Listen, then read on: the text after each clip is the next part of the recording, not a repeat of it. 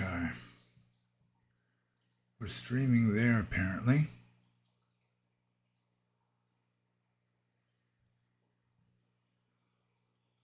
See, no data, it still says.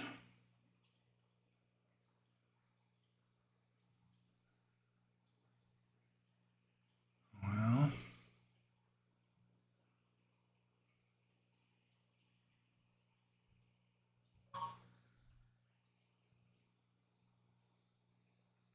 I don't know if we're working here.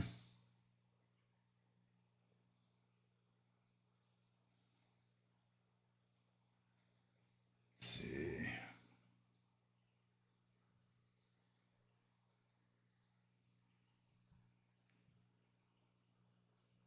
Viewers waiting.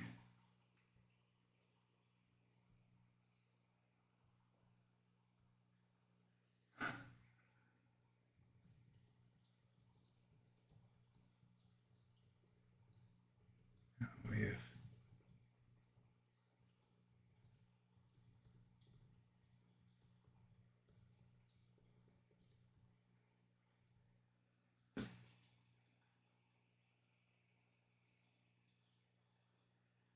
okay.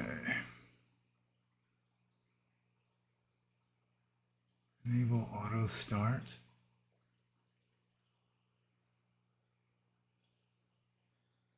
Let's see.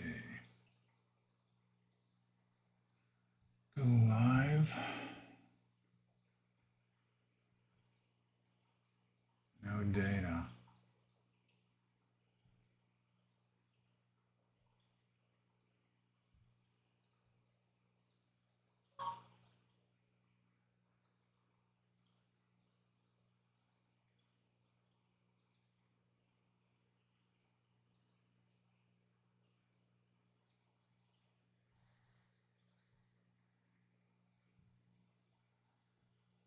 Okay.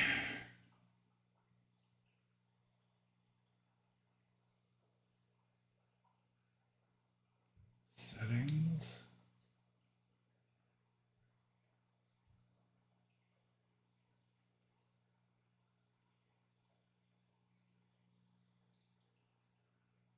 Oh boy.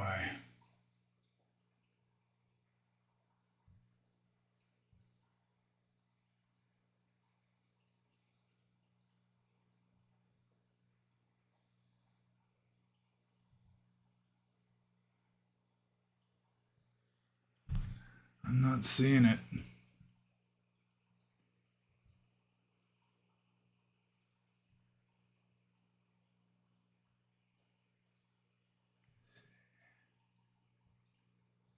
Connect.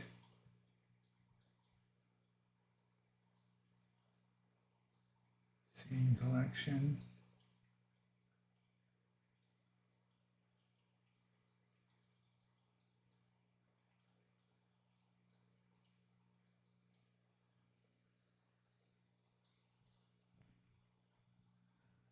Well,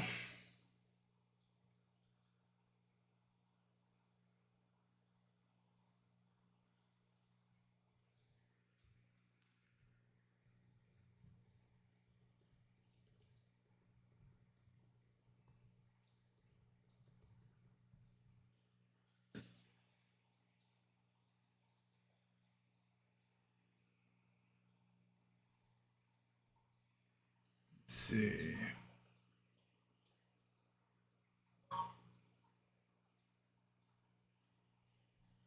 Fuck me.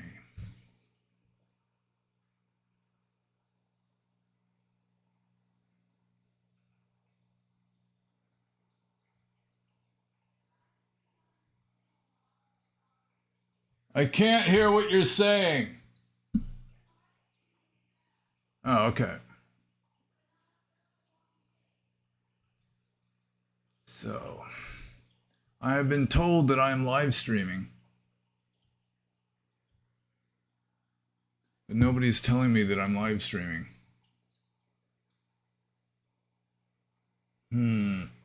It's 12 o'clock, so I should get started. But I don't know because it says that it's not connected on YouTube Studio. So, just a second. I'm going to have to go consult.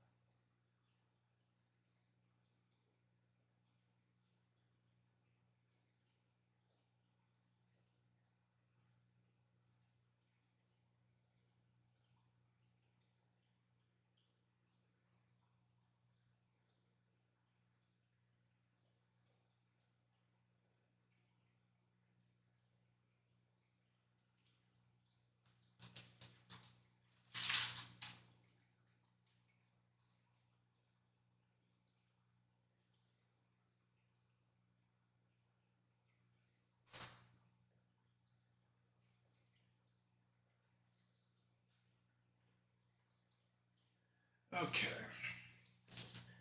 Of course, we got technical difficulties. Let's see here. Live studio. Yeah. Analytics.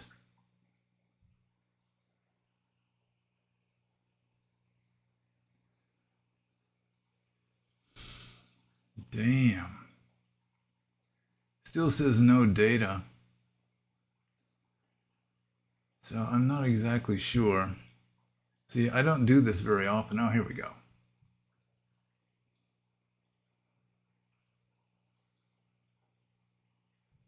Okay.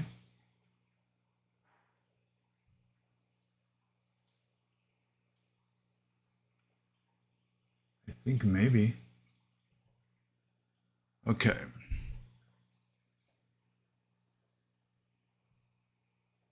Okay. Dandy.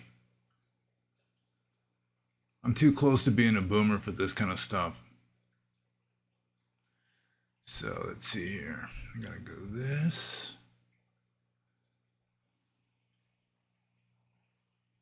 Okay. So I think I'm on doing like 2 live streams simultaneously somehow, perhaps.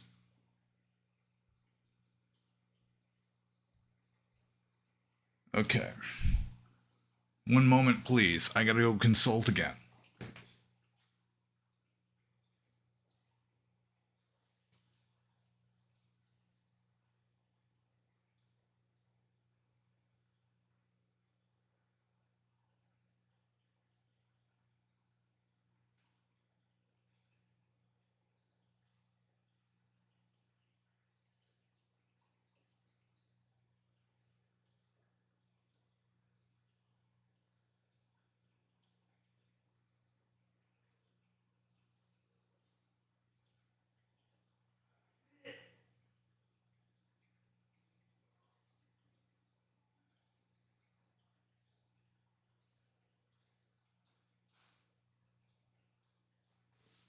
Oh, technology is so much fun.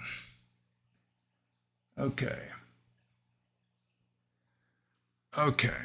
So, apparently there's like 2 live streams now. So I'm going to go back like this. Okay, I think it's this one. Go with this one. All right.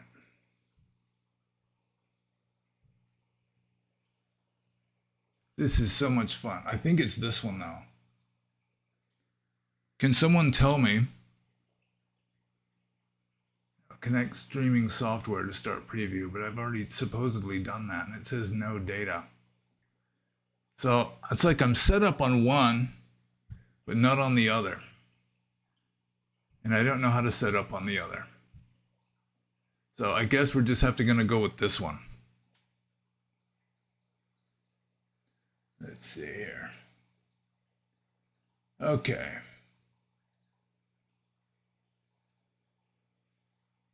Okay. we're just going to have to go with this one. This is one probably isn't the one that was announced. It's like, I've never done this before. Well, I've done it once before. But what happens is, you hit the live stream thing, and it, first of all, it tells me to insert a code to hook up the studio software with the YouTube live stream, and there's no place to insert the code. I looked all over the place. And then so you just hit go live, and it just starts this whole new YouTube live stream. So the one that was announced is still defunct. It's not happening because, of course, I'm almost a boomer, and I'm technologically illiterate to some degree. So we're just gonna have to do it this way, because I mean, according to this, we've already been streaming for 11 minutes. So let's see. Yeah, and I'm informed that I have to end this one and go to stream under the notify me one from yesterday. But I don't know, this one's already working. I think I may just go with this one. It's like an intelligence test for everybody, not only for me, but for the viewers. And oh, you couldn't see that what I just did. I took the paper umbrella out of the cup there. So this is fun. Let's see here. Cool Whip is back. Okay. So this is kind of tricky for me, because there's like 3 different screens I have to look at, presumably all simultaneously. One of them is the YouTube thing that has the chat on it. Another one is the list of questions from elsewhere, and the other one is the what do you call it? The studio software. So this one's working. I'm not going to try and go back to the other one where people are probably still waiting. You got people that are going to be sitting there patiently for like half an hour with nothing happening because I'm on a different stream from the one that was announced yesterday, because I don't know what I'm doing.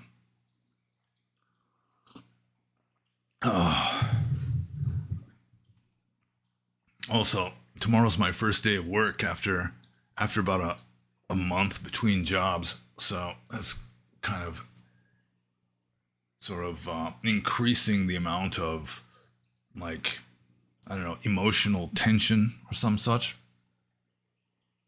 So, yeah, Chakra Ghosh is here.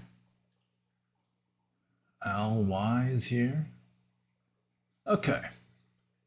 So I guess we're doing well enough, because anyone who's subscribed to the channel is going to be seeing this anyway, maybe, if they're looking.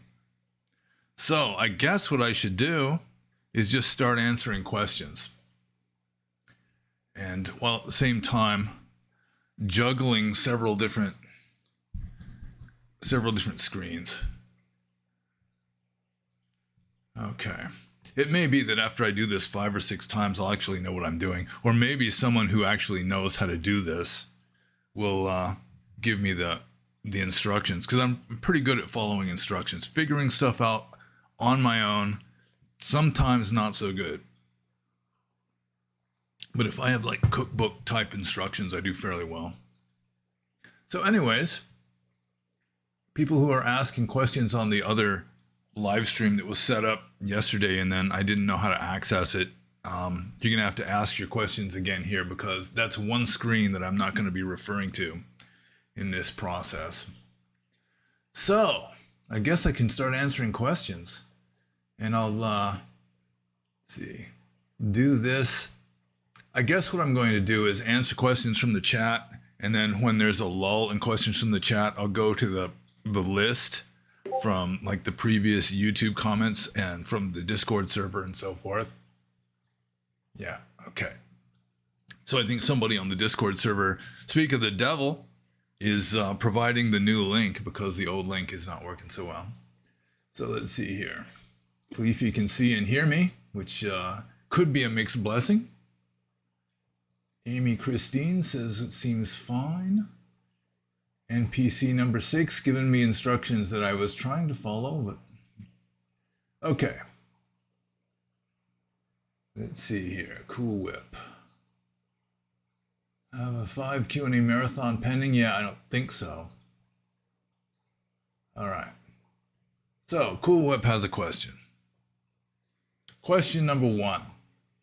Once you said monks that disrobe is usually due to the reason falling for a woman. I was wondering if the rules say a monk can never talk alone with a woman. When did the monk be flirtatious? Well, there is a rule that says it is against the rules for a monk to sit alone with a woman where nobody can see them. And there's a different rule saying that a monk is not allowed to sit alone with a woman, even though others can see them, but they're so far away that they can't hear what they're saying. And there has to be at least one man present who can understand what is being said. So, like an adult male, I should say. So if they don't speak the same language, that's out too. But in Burma, so many people come to visit monks. Sometimes it'll be a group of women, not a man in sight. So there is that. Also, let's see. What is the question again? When did the monk be flirtatious? Yeah, I mean, it is allowable for a monk to remain standing if he's visited by a group of women. The thing is, they're just not allowed to sit together. So, back when I was still being relatively strict, sort of bucking the tide, I would remain standing when women would come with no male chaperone. But eventually it gets to the point where it happens so often. Just traditionally, women tend to be more inclined to go to monasteries than men for like the purpose of visiting monks, taking 8 precepts on Uposatha Day, offering things to monks, volunteering to do my laundry, that kind of stuff. And doing laundry in Burma is a little more complicated than here because they don't have machines out in these village monasteries. You just have to take it to the well, soak the robe in a bucket, and then like pound on it with a stick. And it never really worked for me because the robe I was wearing when I was doing it would get soaked in sweat while I was washing the other one. So it was just an exercise in futility. But there are opportunities for monks and women to kind of be flirtatious. In fact, sometimes it's the women that start being flirtatious first because they know that most monks don't remain in robes their entire life, and they kind of want their foot in the door so that when the monk disrobes, she might be the first woman that comes to mind when he starts looking around. So there are opportunities for flirtation. Of course, monks aren't supposed to be flirtatious. Demure, the Burmese village women, as a general rule, aren't very flirtatious, but they can be very attentive and smiling and so forth that can amount to the same thing for a guy. So I really do hope that people can actually see and hear me because I'm kind of flying blind here. I am assuming, because people have told me, that I am actually visible and audible. So I'm just going to scroll down here. Let's see. Supreme Wise Eclectic. Yeah, with the cowboy hat. I actually do kind of have a cowboy hat, but it was made in Sri Lanka. Back before Sri Lanka went bankrupt and had to shut its doors. Let's see here.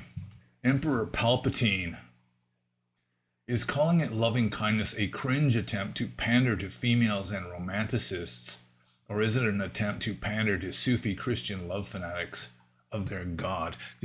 Emperor Palpatine is referring to the Pali word metta, which has the same etymology as mita, which means friend. So metta presumably means like brotherly love or benevolence, friendliness. I mean, literally it'd be like friendliness, but for some reason, probably 100 years ago or more, some early translator started translating metta as loving kindness. And who started it? I don't know. It is not really the ideal rendering.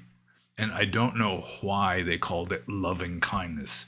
In a way, it's kind of describing what metta is, why they didn't just go with like friendliness or amity or benevolence or something along those lines. I'm not exactly sure. So let's see. Yeah, I don't know if it was, I don't think it was a cringe attempt to pander to females. Maybe romanticists, like 100 years ago, romanticism may have been somewhat more of an issue than it is now. I don't think it was any attempt to pander to Sufis, although a lot of Western Buddhists were formerly Christian, brought up Christian, would think in Christian terms. Also, a lot of Pali translators and scholars aren't even Buddhists, at least in earlier times, especially like Pali Text Society. Probably most of the translators for the Pali Text Society, or like a significant fraction of them anyway, were not Buddhists at all. Like K.R. Norman, who is an excellent philologist, who is really quite an expert on ancient Indic languages. You know, he was probably a member of the Church of England, and he really was not interested in Buddhist philosophy. He was just interested in ancient Indic languages, Prakrits.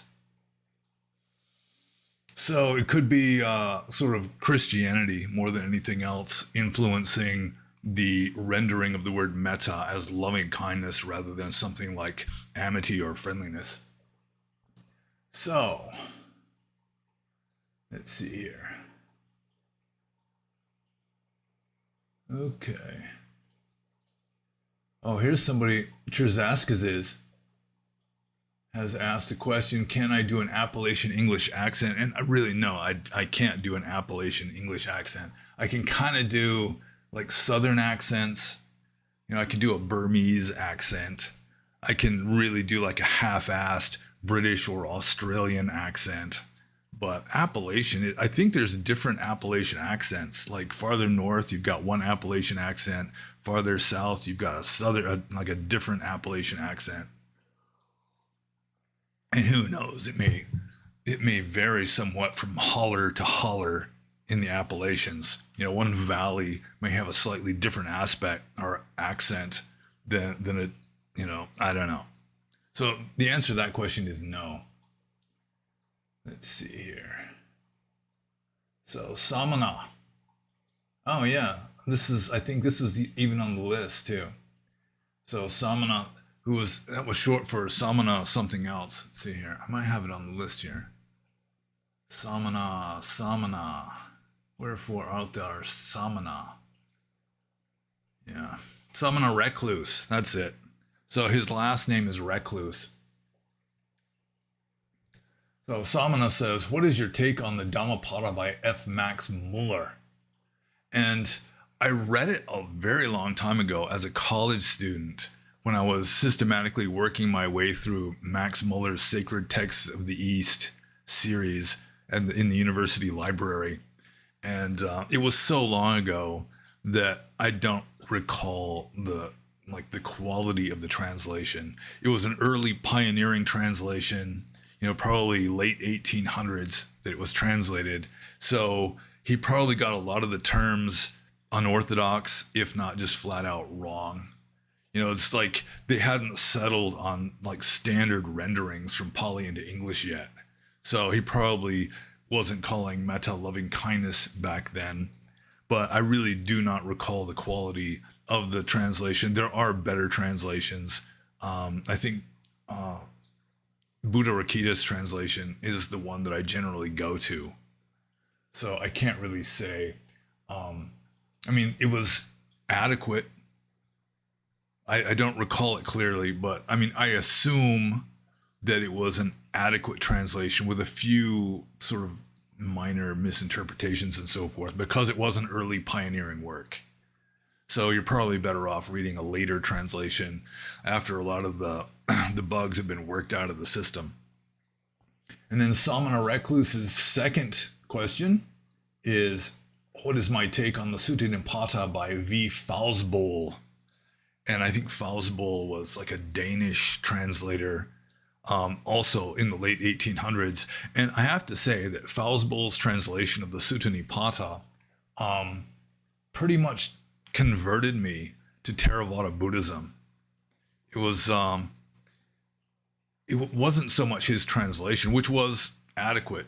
You know, again, probably the same arguments could be used with regard to Fausbol's translation of the Sutta Nipata as Max Muller's translation of the Dhammapada. It was an early pioneering work, but it worked for me. It was good enough of a translation that it inspired me to take a much greater interest in Theravada Buddhism, mainly because the Sutta Nipata is an early text. At least it contains lots of early suttas, very early suttas. In fact, some of the earliest suttas in the entire Pali Canon are found in the Sutta Nipata. And it came from a time before monks were sedentary, living in like comfortable monasteries. They were still just radical wanderers in those days. And just the ascetic ideal of these radical wanderers really appealed to me. And it inspired me to start preferring Theravada to something like Zen, where the Zen monks, as a general rule, are relatively sedentary and living in monasteries and not just being cave-dwelling hermits out in a forest somewhere. But I still think that it is a passably good translation. Although, again, there are lots of subsequent translations of the Sutta Nipata. So I'm just going to move on to Samana Recluse's next question. Let's see. Which is, in general, what's your opinion on understanding early Buddhism to get better authentic Buddha's words in Pali or Sanskrit? So I do not completely. And then he says, considering that there are various doubts and opinions on these two languages and their interpretation. And my woman's probably going to get on my case a little bit as a result of me doing this, because when I read, I have to look to the bottom of the bifocals, you know, the bottom half of the bifocal glasses, so that I'm like, everyone's like looking up my nose. She doesn't like it when I do that, but I don't know what to say, because I kind of squint and have to look through the bottom of the bifocals in order to see this stuff. So question 3 of Samana Recluse. In general, what's your opinion on understanding early Buddhism to get better authentic Buddha's words in Pali or in Sanskrit, considering that there are various doubts and opinions on these two languages and their interpretations? Well, there are doubts and opinions even with regard to English that you can read. I mean, even some of the questions that I get, I do not fully understand the question. Those of you who have seen these Q&As know that probably, you know, every Q&A I'll get at least one question in English that I do not fully understand. So there's always going to be a kind of language barrier, even if you're reading something in a language that is your first language. Still, there's going to be a certain amount of ambiguity with regard to interpreting what was said when you're just reading it in print and don't really hear the inflections or read the mind of the person asking the question. So even this question is somewhat ambiguous. I assume what he means is, what is my opinion on trying to understand early Buddhism by reading the ancient texts rather than translations? And Pali would be an older Buddhist language than Sanskrit or Buddhist hybrid Sanskrit. And some of the translations from Proto-Pali, a language similar to Pali, into Sanskrit were bungled, in my opinion, and in the opinion of a lot of scholars, that they mistranslated certain words, like the word bodhisattva, which I think is going to come up later on the list of questions that were asked elsewhere. So I think that learning Pali, if you really want to understand what the texts say, there are a lot of good translations. Ajahn Tanisro's translations are very good. Bhikkhu Bodhi's translations are among the best. just very, I mean, Bhikkhu Bodhi especially is just very orthodox. He's got the language down. He knows the grammar. He knows the tradition, unlike a lot of lay translators that sometimes aren't even Buddhists. He comes from within the tradition, and he understands it fairly well. So he understands the language fairly well. But still, if you know the original Pali, for reading the Pali text and understanding the Pali text, that is better. There's going to be a certain amount of ambiguity. In fact, even the commentators don't really fully understand everything in the text, so that even if you're relying upon like an early medieval commentarial tradition for interpreting the Pali texts, still sometimes the commentators are just guessing too. So you just do the best that you can. It's certainly going to help to know Pali and or Sanskrit if you're studying like ancient Indian texts. And of course, you can still read the translations. If you get to a passage in Pali, for example, that's difficult to understand. Let's say it's in poetry or something. So poetry is harder to understand. Then you can refer to a translation, or you can refer to like a medieval commentary, and that can help you. But still, sometimes you just have to just kind of intuitively understand what you're reading, just like you intuitively understand something in English. There's like various ways of interpreting it, but generally just intuitively you just follow a certain way, which sometimes is wrong, but I think it's more reliable than just slavishly following a dogmatic commentarial tradition or just going along with what translators say, because sometimes the translators will go with a dogmatic traditional interpretation when the dogmatic traditional interpretation may not be correct, because they're trying to take like an old pre-orthodox passage that isn't technically orthodox and just reinterpret it so that it will seem orthodox. And that happens a lot. So, you just do whatever you can, do what intuitively feels right. And there's certainly nothing at all wrong with knowing Pali or knowing Sanskrit. In fact, it has helped me a lot, is having some familiarity with the Pali language. At least you should know the technical terms in the original Pali.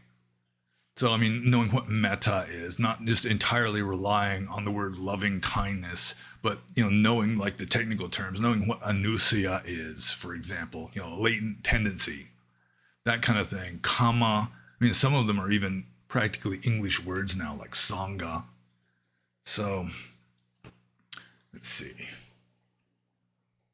I think I'll just move on to the next question, because we're getting lots of questions here. We might be here all day, but that's okay, I guess. Let's see. Next question is from Mr. Shunryux.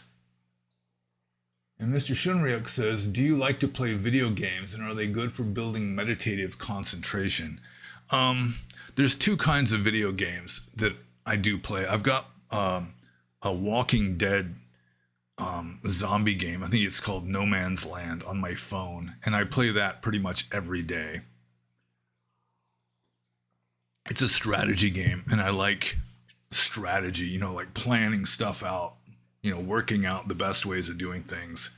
That appeals to me. And then sometimes on my computer, I'll just do like puzzle games or, just like Sudokus and stuff.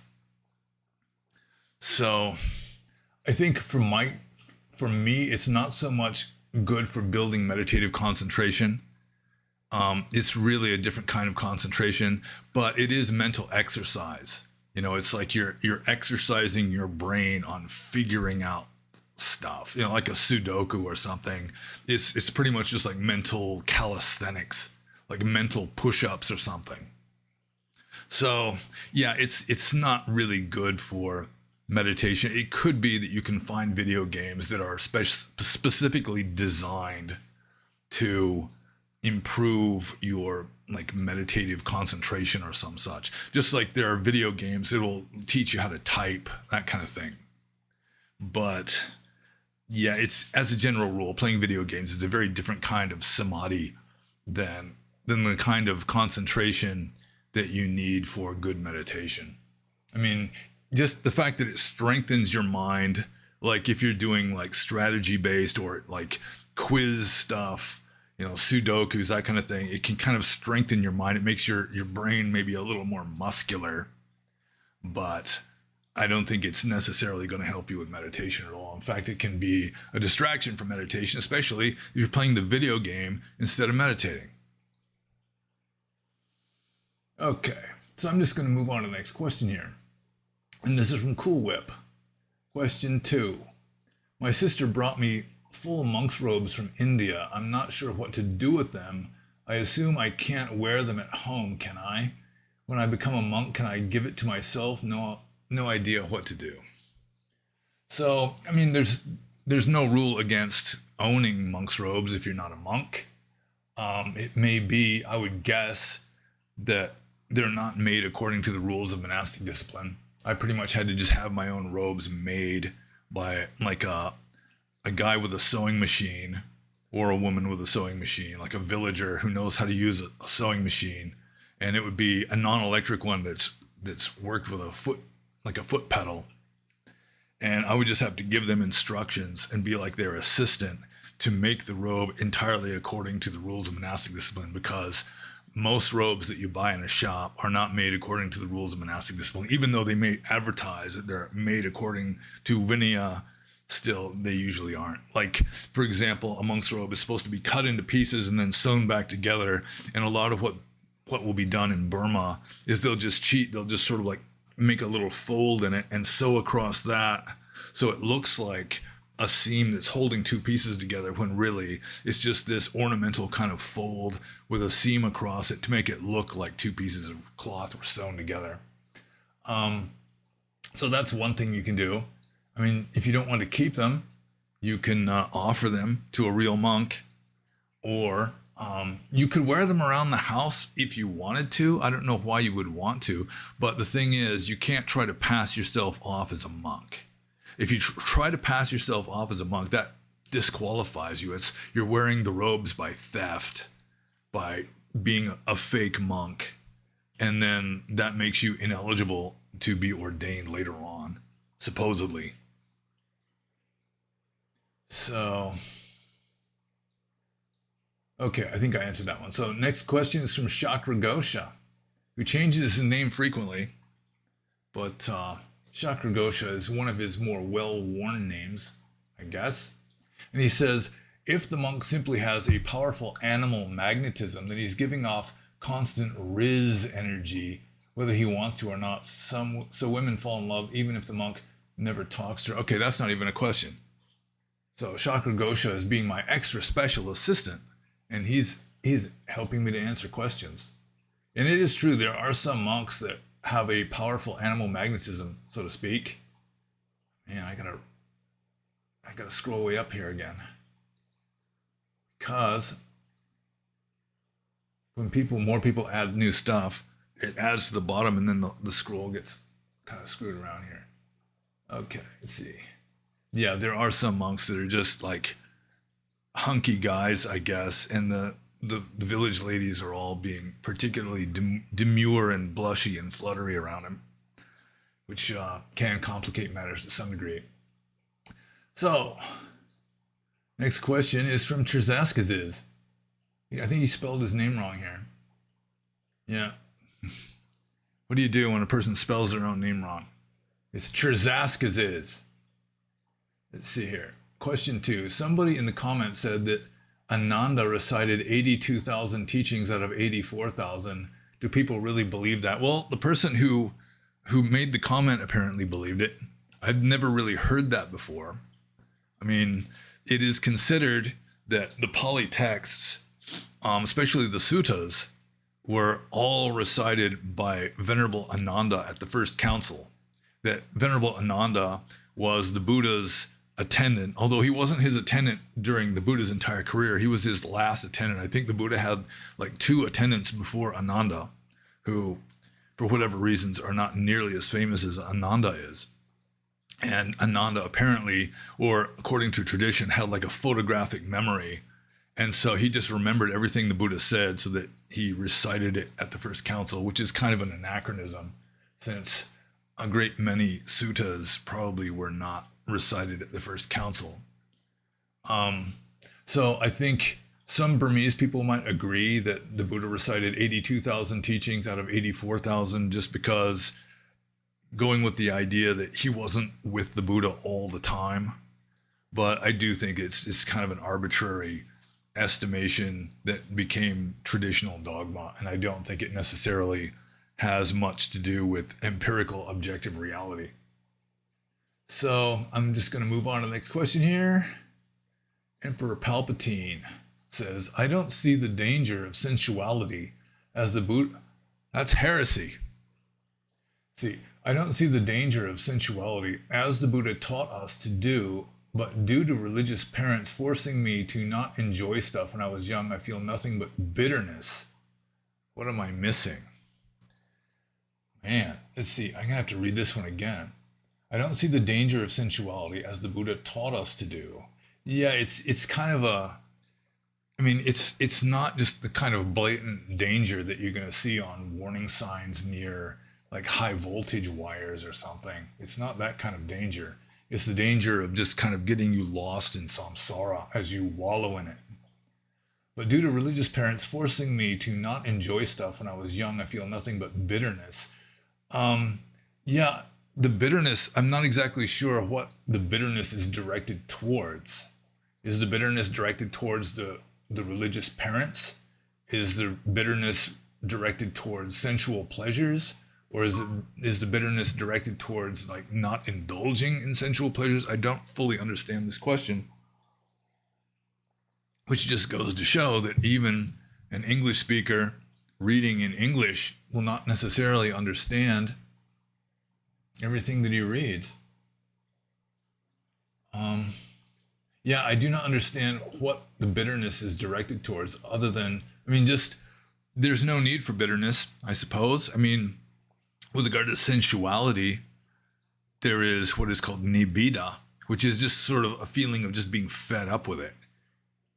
Some of the best monks, including the Buddha himself, were people who had lived a worldly life. You know, they'd wallowed in sensuality, and eventually they got to the point where they realized that even if you get everything you want, you're still not completely satisfied.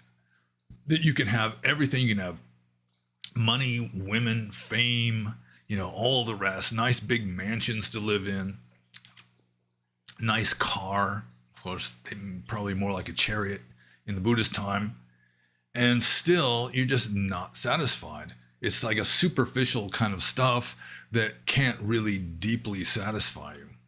So, I'm not exactly sure how I was answering the question there, though. Oh, man. Now I gotta scroll back up. Oh, here we go. Yeah.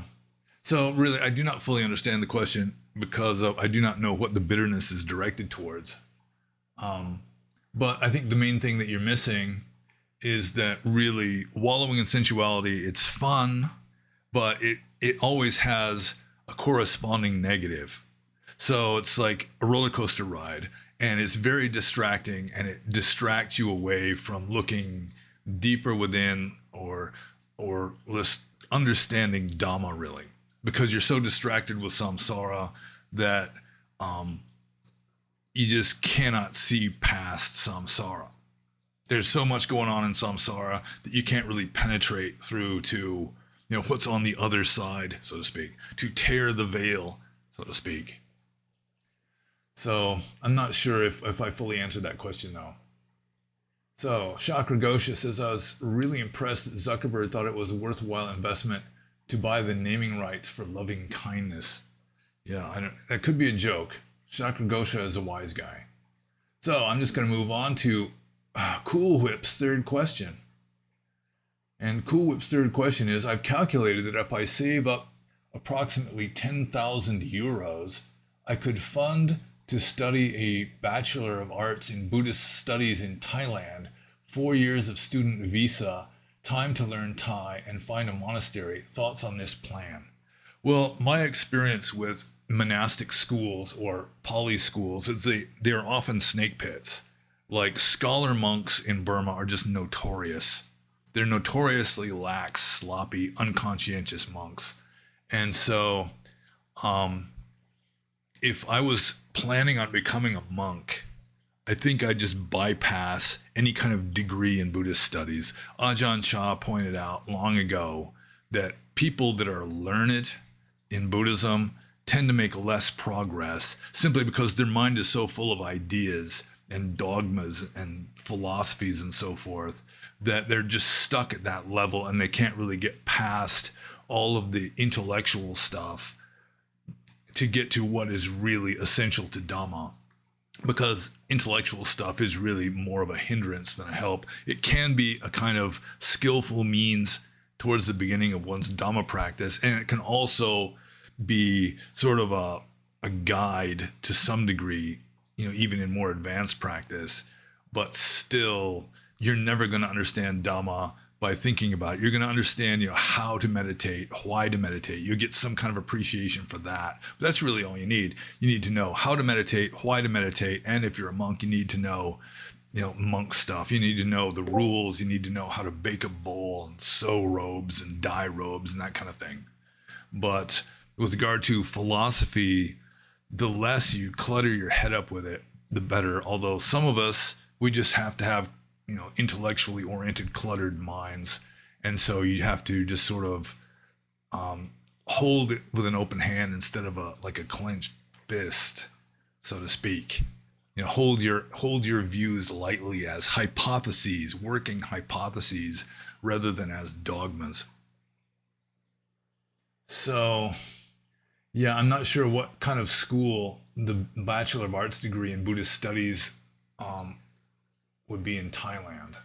But in Burma, yeah, getting a Buddhist studies degree in Burma, monks who don't follow Dhamma would be teaching Dhamma. Monks who don't follow Vinaya would be teaching Vinaya.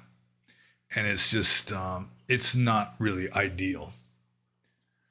So I think I'm just going to move on to the next question from La Infamia.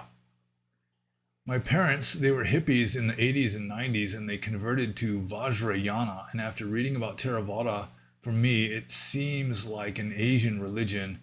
The Theravada seems more European.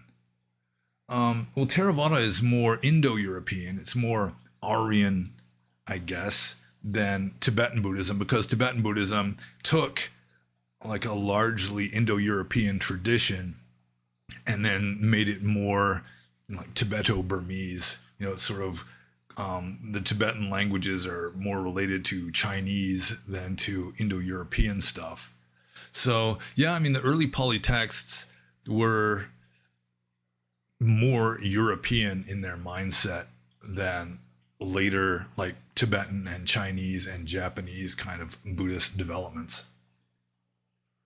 I didn't know there were still hippies in the 80s and 90s. I guess there was earth hippies.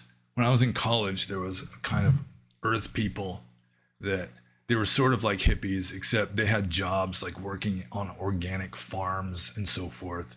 And the women wore Birkenstocks and had hairy legs and that kind of thing. Let's see. But I don't know if that would really count as a hippie. So yeah, that wasn't even really a question. So I'm just gonna move on to the next question here. So this is Cool Whip. This is like a continuation of question 3. He's getting tricky here. This is question 3B maybe, or this is maybe just commentary, because I don't see any question marks. I feel before making the big decision of total renunciation, this may be the optimal 4 years in Thailand. As work, I think, is actually a harder route, and plus can devote 100% to Dhamma community. Yeah, well, living in Thailand isn't bad. My brother does that when he's not working. He's just got a little piece of land that his ex-girlfriend owns, and she's still friendly towards him, so she hasn't just thrown him out or anything. And, he just lives this kind of Spartan, easygoing existence in Thailand. And that might be preferable to getting the degree. It depends on what kind of institution is offering the degree in Buddhist studies. Because, there's good degrees in Buddhist studies and bad degrees in Buddhist studies. Presumably, since it's in Thailand, at least you'll be spared a lot of the queer Buddhism stuff, you know, where you've got like Jewish lesbians writing learned articles on Buddhism. So let's see. So it could be even preferable that you just, you know, live a quiet, cheap life in Thailand, avoiding the girls and avoiding the party scene, you know, staying away from Phuket and the beaches with naked European women running around, and just kind of look around for good monasteries. Spend your time instead of attending school and getting this intellectual head filling of ideas, which, I mean, for some people it may work. I'm not entirely trying to talk anybody out of it if it's like a good education rather than, you know, like the education you get in Burma, which might be very learned, but again, it's people who don't practice Dhamma teaching Dhamma, people who don't practice Vinaya teaching Vinaya, that kind of thing. So yeah, if you just lived a peaceful, quiet life, maybe teaching English as a second language or something, and just spent a lot of time researching and looking for good monasteries. Although some of the best monasteries in Thailand are famous, so you might just pick one of the famous good ones, or you could try a different route and find some place that isn't famous yet, that has some wise ajahn that you really resonate with, and try and get yourself set up there. Or of course you could also be like a pakao or just a monastery attendant. If you already find the good place, you know, you can sort of set yourself up for becoming a monk through just being a monastery attendant, like dressed in white and serving food to the monks and that kind of thing. So next question from La Infamia: why black people feel attracted to Dhamma in general? In my experience, I never really met very many black people that were attracted to Dhamma in general. I met one or two black monks. I think both of them were temporaries. I guess in like South Africa and like, what is it, Rwanda or Uganda or something, there's like a famous Theravada Buddhist monastery there. In the West, I think the main reason why black people feel attracted to Dhamma is simply because the white people, who are the majority in Western, like the Western Vipassana scene, are desperate. They're leftists. They believe in DEI and all that. So they are just desperate to recruit as many like people of color as possible. And even a black person who's practically a beginner in Dhamma can get a position as a member of the board of directors or as a teacher or somewhat, or some such, just because they fit the diversity quota and they just like affirmative action or something. So that's one phenomenon in the West, is they just skyrocket to the top because there's so few of them.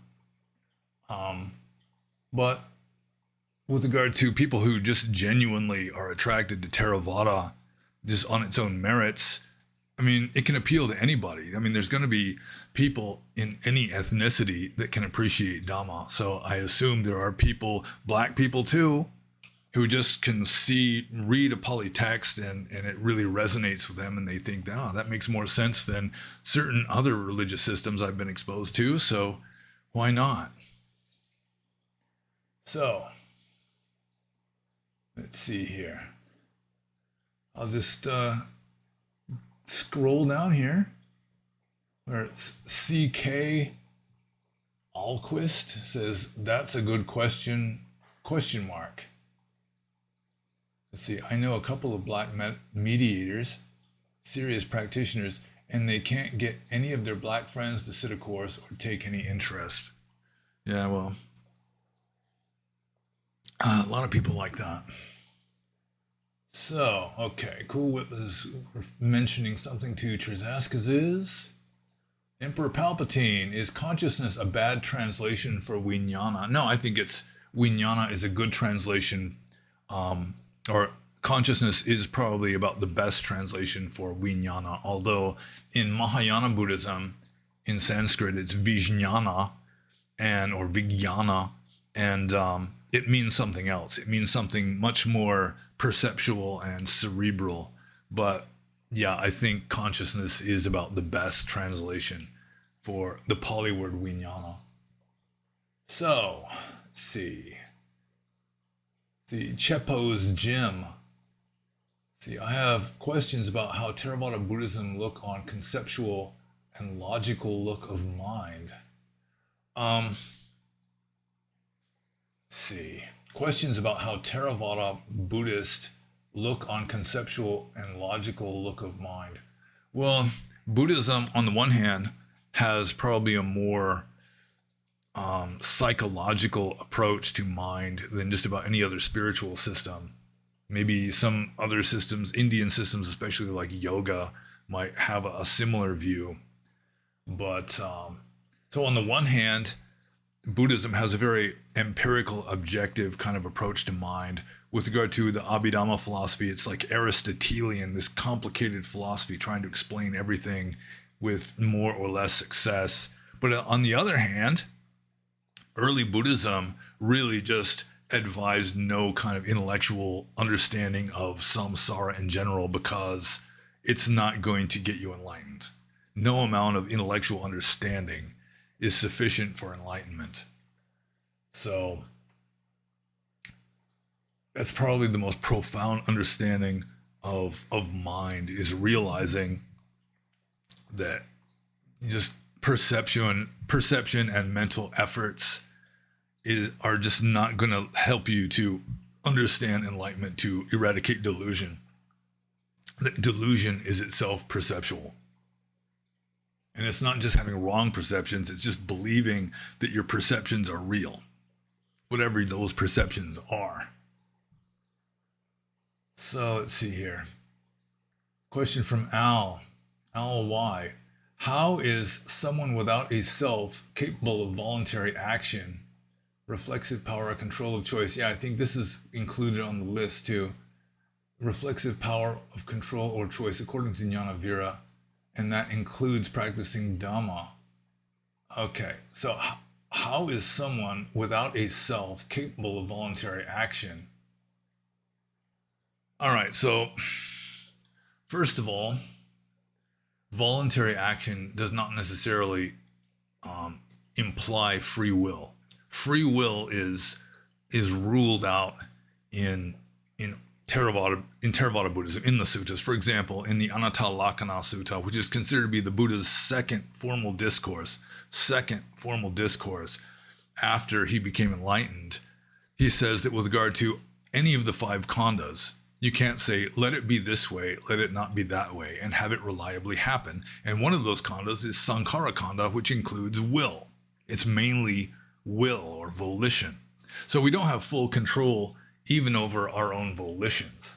Although strict determinism also is ruled out. So you have this ambiguous, paradoxical kind of situation in Buddhism where it seems like your only two options of free will and determinism are ruled out. I mean, the only other option would be just random chance. And I mean, it's obviously, that's not the case also. So how can a person without a self, how are they capable of voluntary action? Because of reasons. And it seems like this question is on the list of questions that I still haven't even started on. And it's more complete because it's not like this little snippet in a chat. So I think I should just come back to that one, so I can see the full question and just kind of deal with it that way. So Al's second question here. How do arahants who have quashed all self-view make decisions? For example, even something as small as choosing whether you want mayonnaise on your sandwich or not requires assessing one's preferences. Yeah, this is also on the list. I'll get back to that one. Let's see. Oh, somebody added more, and then all of a sudden the scroll got out of kilter here.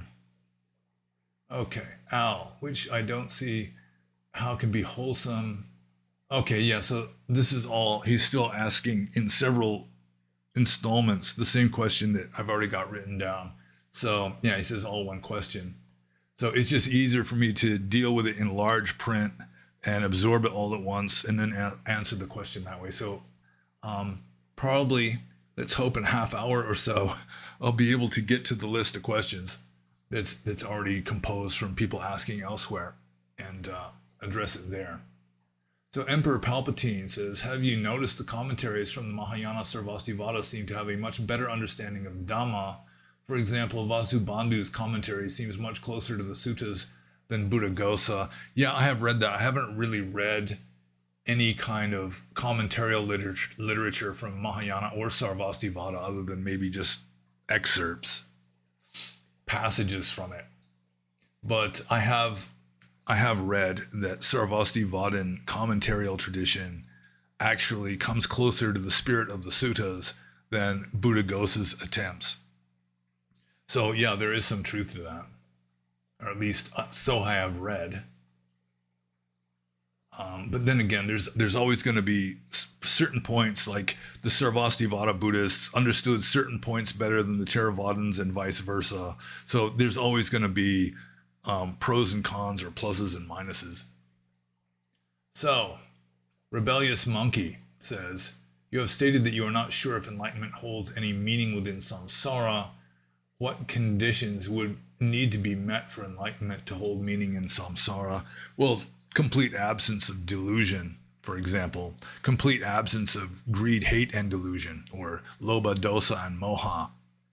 And whether that is really possible or not within a samsaric context. Like, you can look at someone with a sort of a cynical point of view and find fault with what they're doing and consider it to be delusional. You know, the Buddha says things in the suttas that apparently are not true. You know, the flat earth floating on water, for example. So, I mean, whether the Buddha really said it or not is questionable.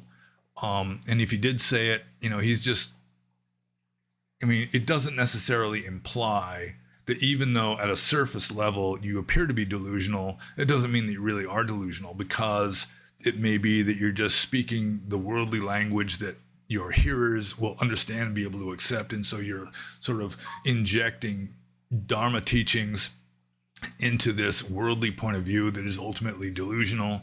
Or it could be that it's just the delusion is just nature taking its course. You know, you just have this human brain, and it's, by its very nature, it's going to be delusional because it's going to believe in the perceptions generated by itself as reality. And so it could be that enlightenment is just complete detachment and non-identification with this delusional being, this meat puppet. So the whole thing is very philosophical and ambiguous and so forth. Let's see. Yeah, within a samsaric context, everything is imperfect.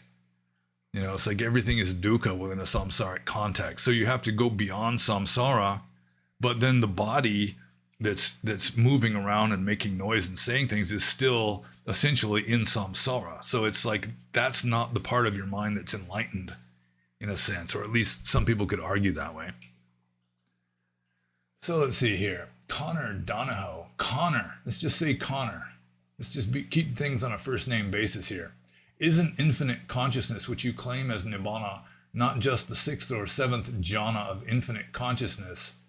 How do Nibbana and this jhana of infinite consciousness differentiate? Well, I did write an essay on this subject long ago, back when I was a monk in Burma. That was back before I even started keeping a blog. And the formless realms, which include the realm of infinite consciousness, I think that's the second of the formless realms. But these four formless realms, one theory that I've got, one is, first of all, they're probably anachronistic. That the Buddha originally didn't teach them, that they were added on later. And so it could be that you've got various old teachings attempting to explain enlightenment, which stopped being orthodox as orthodoxy was developed. And so they had these old texts talking about infinite formless consciousness as enlightenment, or nothingness as enlightenment, or neither perception nor non-perception as enlightenment. And when that stopped being orthodox, then you've got like scholar editor monks trying to figure out how to deal with these passages. And so one theory or hypothesis that I've got is that they just got turned into these formless realms, these no longer orthodox attempts at explaining enlightenment. And so in that case, it could be that the realm of infinite consciousness is based on some old passages that were pre-Theravadan, pre-Orthodox, describing enlightenment as infinite consciousness. And then that became like heresy or unorthodox. And so they said, well, that's just like this formless realm, which is a kind of annex to fourth jhana. So another way of differentiating them is that the sixth or the second formless realm is a perception of infinite consciousness, whereas real enlightenment would not be a perception. It would just be infinite consciousness. It's not just the idea or perception of infinite consciousness, it's infinite consciousness. So that would be another way of differentiating the two. And so I'm just going to keep moving here. And I think one disadvantage of doing a live stream like this is that people can ask way more than the usual limit of 3 questions. Because some of these names, Emperor Palpatine again here.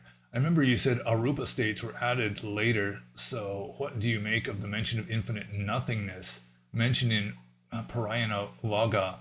State the Brahmins talking to Buddha were able to attain. Yeah, that's in the essay too. That's the first of the, I think that's the first, no wait, infinite space, then infinite nothingness. Let's see, infinite consciousness. Wait a minute, infinite consciousness isn't even a formless realm, is it? I think it's infinite space, infinite, no, okay. Yeah, it is. You got infinite space, infinite consciousness, nothingness, and then the realm of neither perception or non-perception. So, yeah, I mean, infinite nothingness, or just the state of nothingness. Yeah, that can be found in the Parayana Vaga as a way of like a method of becoming enlightenment, like a vehicle. Just, it is not. There is nothing. Just having that kind of attitude. In a way, it's just like shutting down perception, because perception is samsara. So you shut down the perception or transcend it in some way, and then you can get beyond samsara by getting beyond any kind of idea. So you can just kind of, as a tool, like a mental tool that you can sort of grasp intellectually, just call it nothingness, but really it's just off the scale. And I'm not sure if I answered that question. I'm not sure how many Emperor Palpatine has asked already. So I think I'm just going to move on. Next question is from Connor. I almost called him Donner. When should you definitely become a monk? If you glimpse the deathless or Nibbana, should one immediately go to ordain? Well, it depends on the individual person and their circumstances in life. I mean, when you should definitely become a monk is when you're definitely called to become a monk. You know, you've got the vocation, you've got the calling, and you just feel like that's the thing for you to do. And it may be that you should do that instead of going to college when you're young. Maybe even instead of finishing your high school diploma if you're young.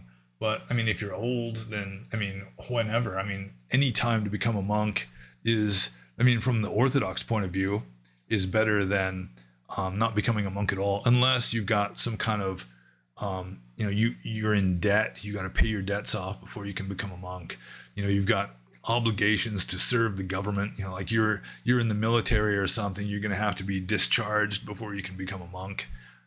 You've got family obligations. You may want to settle all that kind of stuff before you become a monk. But I mean, as soon as possible would be the orthodox answer to that question. So, Emperor Palpatine, when are you making more videos with Ajahn Punadamo? Maybe later this winter. But I'm really not keen on pursuing people to interview over the past several months. And so it may be that my woman will set up some kind of audience with him or something like that. But I really don't know. So Connor says, if somebody added to the scroll, so now I'm gonna scroll back up again. Okay, Connor, where is Connor? Let's see. Man. Okay, here it is. If one has Satori and glimpse true nature, is it not the equivalent to stream entry? Stream entry being you glimpse the deathless, or is this wrong? It's hard to say. Satori is a Zen concept. So in Zen, you experience Satori or Kensho, and that's sort of like your breakthrough. It would be roughly equivalent to what a Theravada Buddhist would consider stream entry. So I would assume that a lot of people in Zen who experience Satori or Kensho, if they were Theravadins, would consider it to be stream entry and vice versa. So I don't know if there's a one-to-one correspondence that they're exactly the same. It's two different systems with two different points of view and attitudes and so forth. So it may be that they're not exactly the same, at least with regard to the theory explaining them. Okay. Terzaskazis says, where is your long-legged dog, and didn't Thursday turkey taste funny? No, we didn't eat the dog. It's just that, where is it? Yeah, the dog is behind me in the cozy cave. See, she got a Christmas present early on, which is a cozy cave. And let's see if I can find if this is even, yeah, she's right back there in that dog bed. And Whippets, as a breed of dog, see here, I gotta readjust things. Whippets as a breed of dog have certain characteristics. One is they like being under covers. They'll burrow under blankets and so forth. They really like that. So this kind of dog bed, it's like a cozy cave. They really like it, and she just camps out. Ever since she got that dog bed a couple of days ago, she's just been living in that thing. And another thing about Whippets, which is sort of like a small greyhound, is they counter surf. It's just well known that Whippets are counter surfers. You can't leave anything that dogs like to eat at the edge of the counter, because she's gonna like get up on her hind legs and like scour the counters for anything she can get and find it and eat it, or knock it to the floor and mess it up or whatever. So no, we did eat real turkey. Let's see. Connor says, is anapanasati vipassana or is it samatha? It can be either one, depending on how you do it. For example, if you're doing mindfulness of breathing and you just concentrate just entirely on consciousness of breathing, and if your mind starts to wander away, you just immediately bring it back and just keep noticing, for example, the touch of air at the nostrils. That would be a kind of samatha. But if you're doing vipassana, like satipatthana, then whatever it is that is the most obvious, that's what you direct your attention toward, and you note that, and then you let it go and come back to the breath. If there's nothing more obvious than the breath, you come back to the breath. That's just the primary object. But so it depends, like if you're like keeping the mind focused on the breath, and just whenever your mind wanders away, you just bring it back. That would be more samatha oriented. Whereas if you're just watching whatever is arising and passing away, and only if nothing is more obvious, you go to the breath, that would be more vipassana or satipatthana. Although there's a lot of overlap. You just, if you're sitting there being mindful of your breath and your mind wanders away and you just note wandering and bring it back, then you're doing essentially both at the same time. And I really don't think that the Buddha had this strict division of two different approaches to enlightenment, samatha and vipassana, that, for example, fourth jhana is considered to be in the stock description the perfection and purification of mindfulness. So I really don't think that it's an either or kind of a thing, that they're both approaches. Mindfulness and samatha, or concentration, are both approaches to enlightenment, with samatha being more what you do when you're cross-legged and your eyes are closed, and vipassana or mindfulness being something that you can do even when you're standing up and moving around, which then keeps your momentum going, so that when you sit down for meditation again, you've got this momentum going. You don't have to just start cold from scratch every single time. So Let's see. Mr. Shunryuk says, do you feel a mostly vegetarian diet is needed to practice Buddhism? No, it's not really necessary to practice Buddhism. I mean, it can be helpful for some people, but according to the Pali texts, the Buddha and his monks did eat meat, partly because they were beggars and beggars can't be choosers, and they would just eat what was put into their bowl. Although there were certain restrictions with regard to meat. For example, you weren't allowed to eat meat that was killed for your sake. You shouldn't be the cause of the animal dying. But if you're just eating leftovers, which most monks were doing, you know, you're eating leftovers from yesterday's dinner that somebody else ate, then you can accept meat into your bowl and eat it.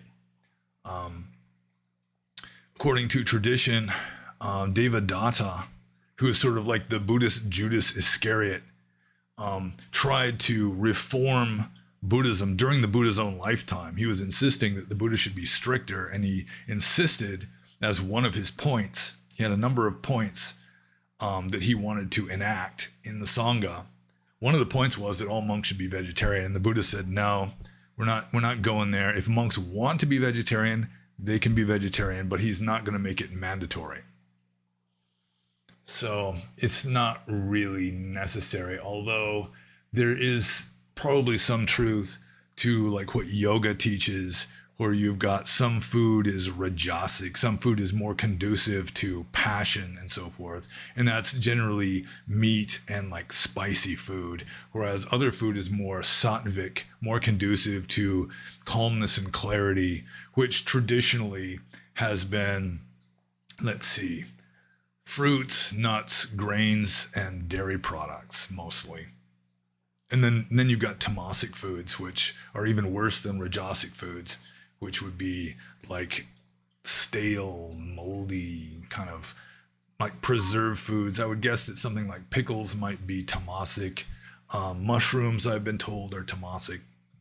So there may be some kind of, especially someone who is sensitive to the effects of the food they eat, may it may be to their advantage to be strictly vegetarian, although there is nothing from an early Buddhist point of view, there is nothing necessarily unskillful or unwholesome about eating meat. That became more of a thing later on, after like most of Northern Buddhism converted to Buddhism, or at least large parts of it converted to Buddhism. Then you had, ahimsa, non-killing, non-harming, that was becoming like more of an established cultural norm, so that it was just harder and harder to find people who are willing to be butchers and so forth. But in the early days, when most people weren't Buddhists, and even the proto-Hindus, the people following Vedic Brahmanism, they were still eating meat. And so since Buddhism was just kind of like a renunciation of society, you're not even really supposed to be participating in society. You're on the outskirts of society. It's a meat-eating society, and so they weren't really trying to rebel against that or any such thing. So, let's see. Let's see here. Okay, Emperor Palpatine says, sorry, the bitterness was from missing out on life. Seems that I'll never be able to know why sensuality is bad because I never had a chance to enjoy it and see. Yeah, a lot of Burmese monks who were ordained as children are like that. They never had a woman. They never drank. They never took any kind of intoxicants. They never even danced. And, they're ordained as children as novices in the monastery, and just grew up in the monastery. And so they really don't know what they're missing. You can't really miss something if you never experienced it. And so in some respects, that makes it easier for them because you can't miss something that you never had an experience with. But on the other hand, it makes them less resistant to temptation because, like I said earlier, some of the best monks are the ones who have wallowed in sensuality and finally realized that it just doesn't satisfy them deeply. And so they moved on to something else. Whereas a lot of Burmese monks, they come to America, which is like a rich country. They have no resistance. It's sort of like the early Native Americans had no resistance to alcoholism or tuberculosis or something. Some of these Burmese village monks come to the West, and you've got relatively rich Burmese donors just offering them all this electronic stuff and offering them money and so forth. And it can really destroy Burmese monks fairly quickly that way. I've seen it happen many times. Let's see here. Yeah, Trizaskazis says, if you know the Winia, you can kill a chicken. Yeah, we need that, chet that. Let's see. Lieberlam, formerly known as Lieberlam. Well, what the hell? He's calling himself Lieberlam now. He seems somewhat confused. Stellar Supreme, sometimes known as Lieberlam, says, is it skillful to have low psychological affect? Typically, modern psychology associates it with depression to not find joy in common worldly things like eating and being a laborer and such. So, it depends on the individual. So affect, for those of you who are not like well versed in psychological jargon, it means sort of like an emotional state. Affect as a noun means a kind of like emotional state. So it'd be like Vedana in Pali. Typically modern psychology associates it with depression to not find joy in common world. It depends. I mean, depression is more like a contracting of spirit, whereas just not having affect, I mean, you can just have equanimity, calm serenity. You could be like a Vulcan, maybe. You could be on the spectrum, maybe, and it would be somewhat different than being depressed. Just being in a state of like equanimity is not the same as depression. So you can have an expanded mind without much affect, which would be good, or you can have like a contracted mind without much affect, in which case you might be depressed. But then again, depression generally involves some negative affect. You know, you can be depressed without really noticing it, in which case you might have a contracted spirit with little affect. But once you start being miserable in your depression, then that's affect too. So it would be different from just having little affect. And now I gotta scroll back up again here. Okay. So Cool Whip. Still working on question 3 here, apparently. Question 3C. Don't want to transgress the main point to go to Thailand. You need some visa. I don't care. Bachelor of Arts, it's the visa. Option, student, work, spouse, invest, monk. So option before monk, BA may be easier. Yeah, in Burma, they've got meditation visas. So you can just go to a monastery, you know, they'll sponsor you, and then you can get a meditation visa. That's the kind of visa I had even when I was a monk, was a meditation visa. I don't know if they have that in Thailand. Yeah, I mean, marrying a Thai woman probably is not the best idea if you want to become a monk.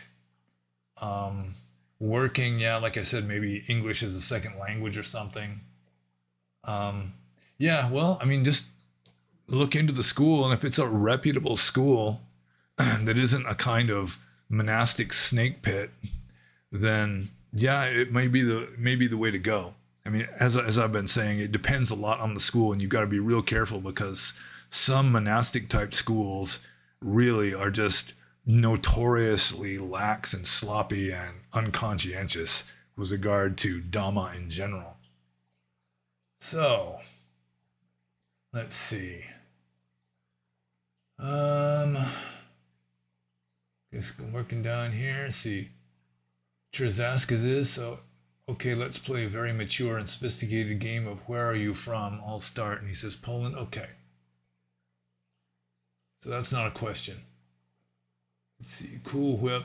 After 3 months to decide whether to become a monk. Maybe doesn't seem like enough time. 4 years would give me plenty of time. You can be ordained, or not even ordained. You can stay at a monastery in Thailand. I'm pretty sure without being ordained. I mean, you can be like the Pakao, the Anagarika, the white-clad monastery attendant. Like Ajahn Chah traditionally requires someone to be a white-clad monastery attendant for like 1 year before they can be ordained as a novice, and then they're a novice for like another year before they can become a fully ordained monk. That applies to Westerners. So it could be that you could live like you could get some kind of religious visa without actually being a fully ordained monk. So, Cool Whip is from Spain, it says. And now I just got more comments here so that the scroll is messed up again. Okay. Let's see. Emperor Palpatine, if you could go back in time and talk to your younger self, would you convince him to renounce the monastic life to get with your current wife when you were younger? Man, well that's like a super hypothetical. Let's see. Talk to your younger self. Well, I mean, I had to go through everything I went through in order to be myself now. I mean, colloquially speaking, colloquially using the word self. So, I mean, I don't really have any regrets. I'm not sure if I had just dropped out of the monkhood many years before and gone off in search of this girl that I didn't really know. I mean, there's no telling how it would have worked out. You know, she might have just thought I was some kind of weird stalker or something and avoided me like the plague. Who knows? It was just our karma that it worked out this way this time.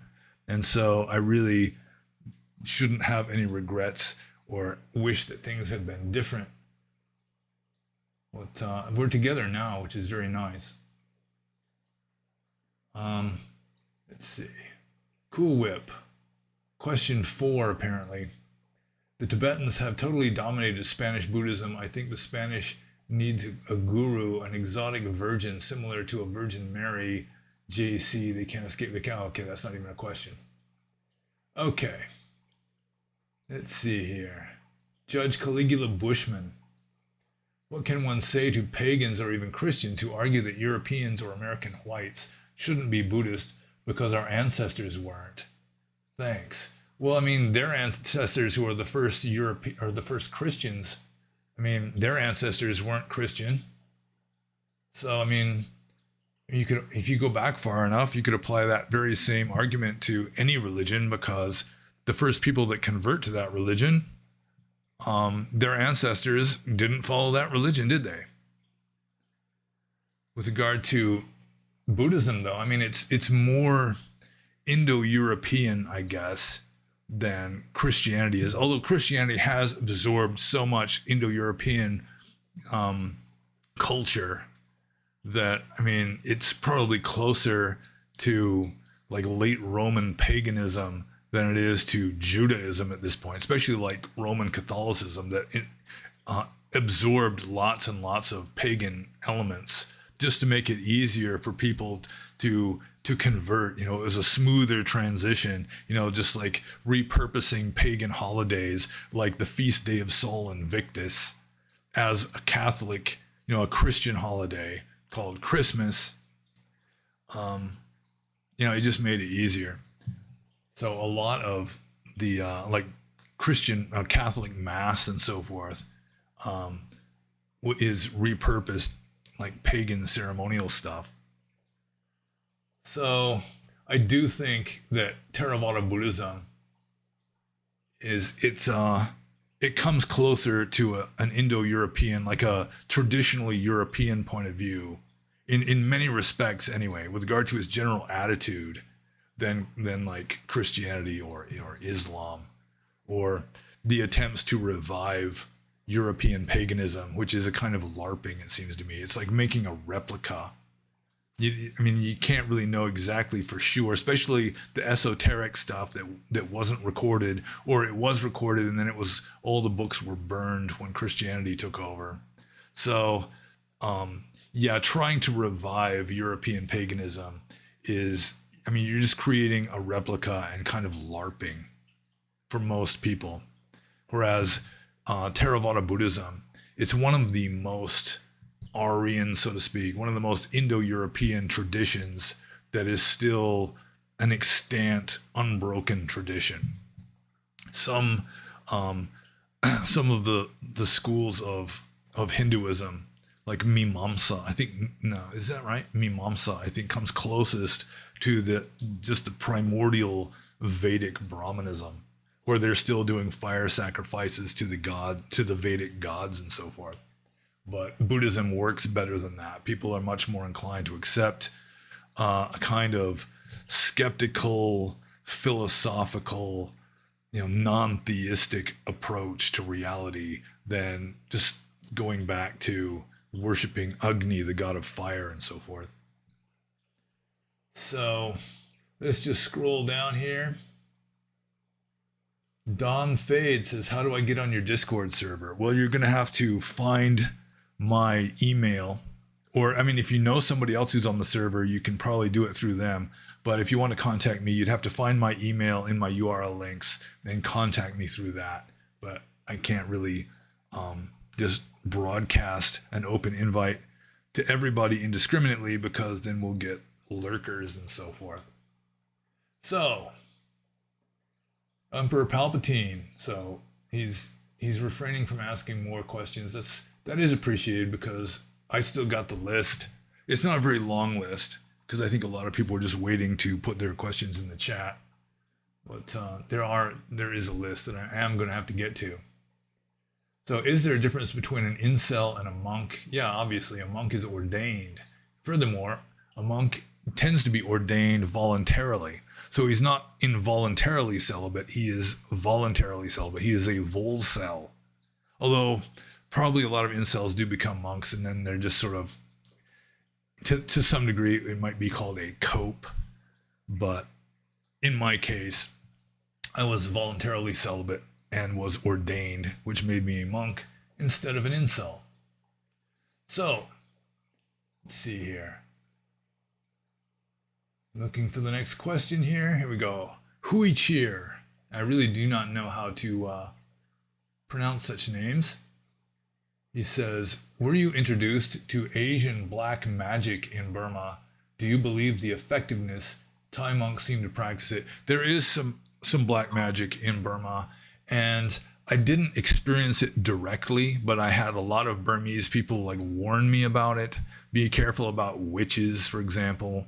When I moved into the cave at Wonbo Wildlife Refuge Monastery, some of the villagers were warning me that I have to be careful, that if from the hillside, the front yard of my cave, I could look across the valley of the Chindwin River, and on the other side were two extinct volcanoes.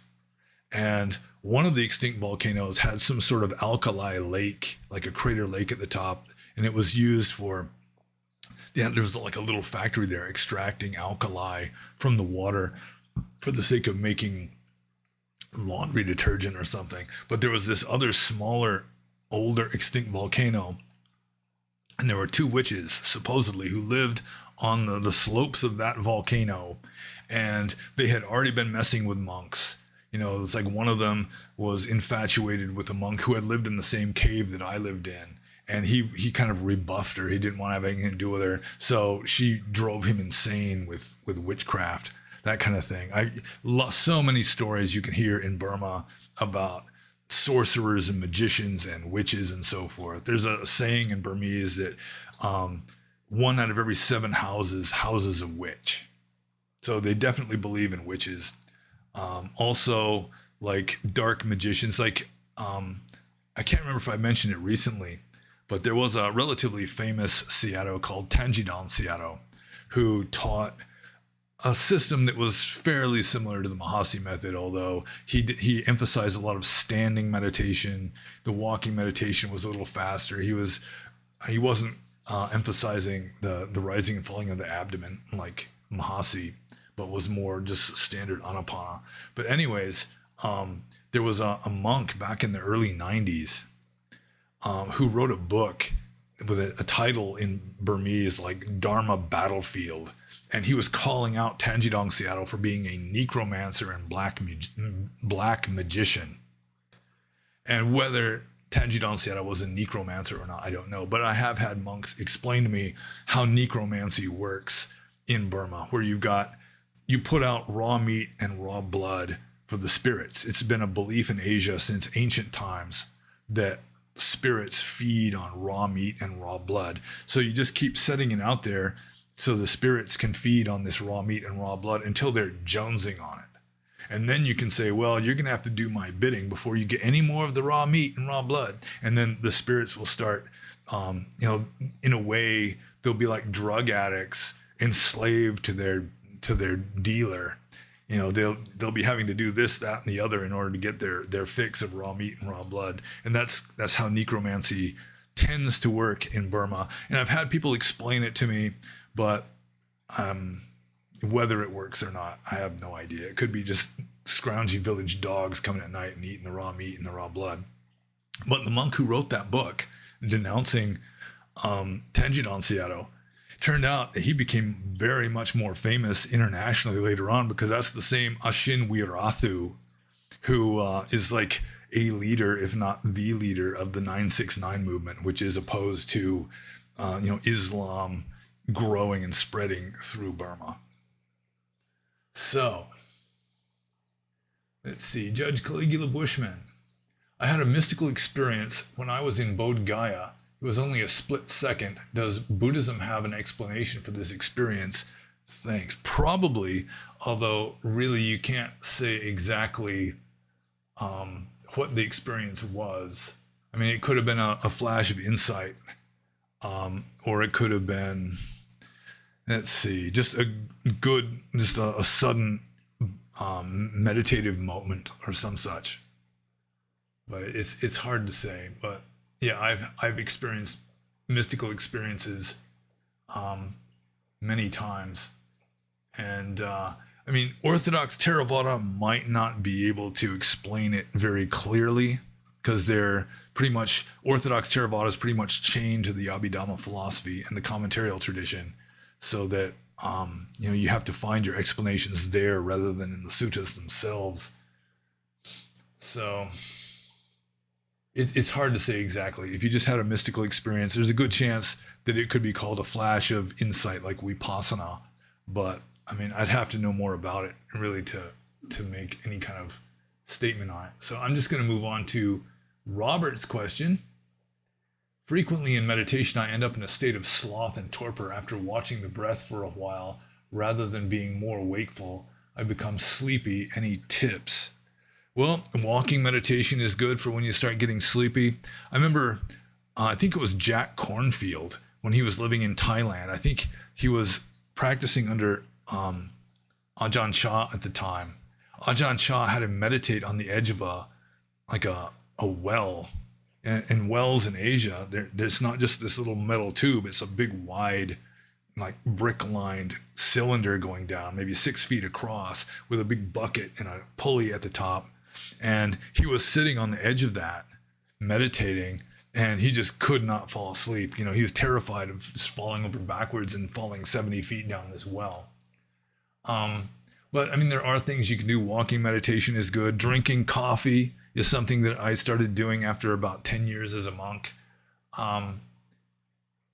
Make sure that you've got good posture. If your back is straight, you're just straight up and down, then you're much less likely to get sleepy than if you're kind of slumped over, you've got bad posture. So that's another way of doing it. But there are various ways. There's at least one sutta in the Pali text just describing all the things you can do. Meditate on light, for example. Just kind of pull in your ears and just there's all sorts of things you can do. Splash water on your face, that kind of thing. So I think I'm just going to move on to the next question here. Let's see. Keep scrolling down. Okay, Alfred. Alfred says he has a question. I don't care if I cock up the grammar. I live in Thailand and the monks I see are just actors. Can an arahant choose? So can an arahant choose? Well, obviously, from the point of view of an outward observer, they're choosing stuff all the time. Internally, you can't really say what's going on in arahant's mind, because one could argue that a fully enlightened being there's really nobody there, that they're just reflecting back the karma of their people who are looking at them. So, I mean, if an arahant is alone in the forest, there's nobody there. So can an arahant choose? I mean, from an outward observer's point of view, they're obviously choosing all the time. But subjectively, you can't really say what an arahant is doing. Even like a clairvoyant mind-reading deva can't really know what the mind of an arahant is doing. So, let's see here. NPC number 6. Do you think most Western Buddhists celebrate Christmas as a cultural holiday? Yeah. It's not even really a Christian thing anymore. It's Santa Claus and elves really have very little to do with Christianity. I mean, Santa Claus, technically, literally, he's Saint Nicholas, who was like this 4th century Anatolian saint who is like the patron saint of pawnbrokers. But Santa Claus is such a far cry from that. Christmas trees are not particularly Christian. It's just a cultural thing. And so, yeah, I think the overwhelming majority of Western Buddhists living in the West do celebrate Christmas. So, let's see. Emperor Palpatine. See, when you answer the list questions, please keep the chat open. It would be fun if we get to hear people commenting here as well. Okay. Al Y says, what was the silence like in your cave? You talk about the rare events, but I'm curious about the quiet meditative moments, which I assume were the true purpose of cave life. Yeah, that was one of the purposes of cave life. Another purpose of cave life, just from a practical point of view, is that it's like 15 or 20 degrees cooler inside the cave than it is outside in the blazing hot wastelands of central Burma. So it could be 115 degrees Fahrenheit outside, but I lived in one cave where it was just a constant like 84 degrees all year round.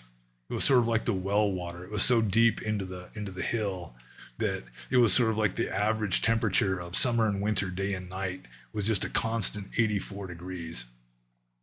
So there is that. The silence in the cave, there's always some kind of sound going on. Like, you can never get beyond hearing distance of village PA systems, for example. Also, when I first moved to the cave on the hill at Wonbo, it's right overlooking the Chindwin River. And so there were like sampans going up and down the river. My first few weeks there, it was really bugging me. It's like having a lawnmowers mowing lawns all the time. It sounded kind of similar until finally, after about 2 weeks, it was just like this part of the brain that just filters out extraneous noise kicked in, and then it didn't bother me hardly at all.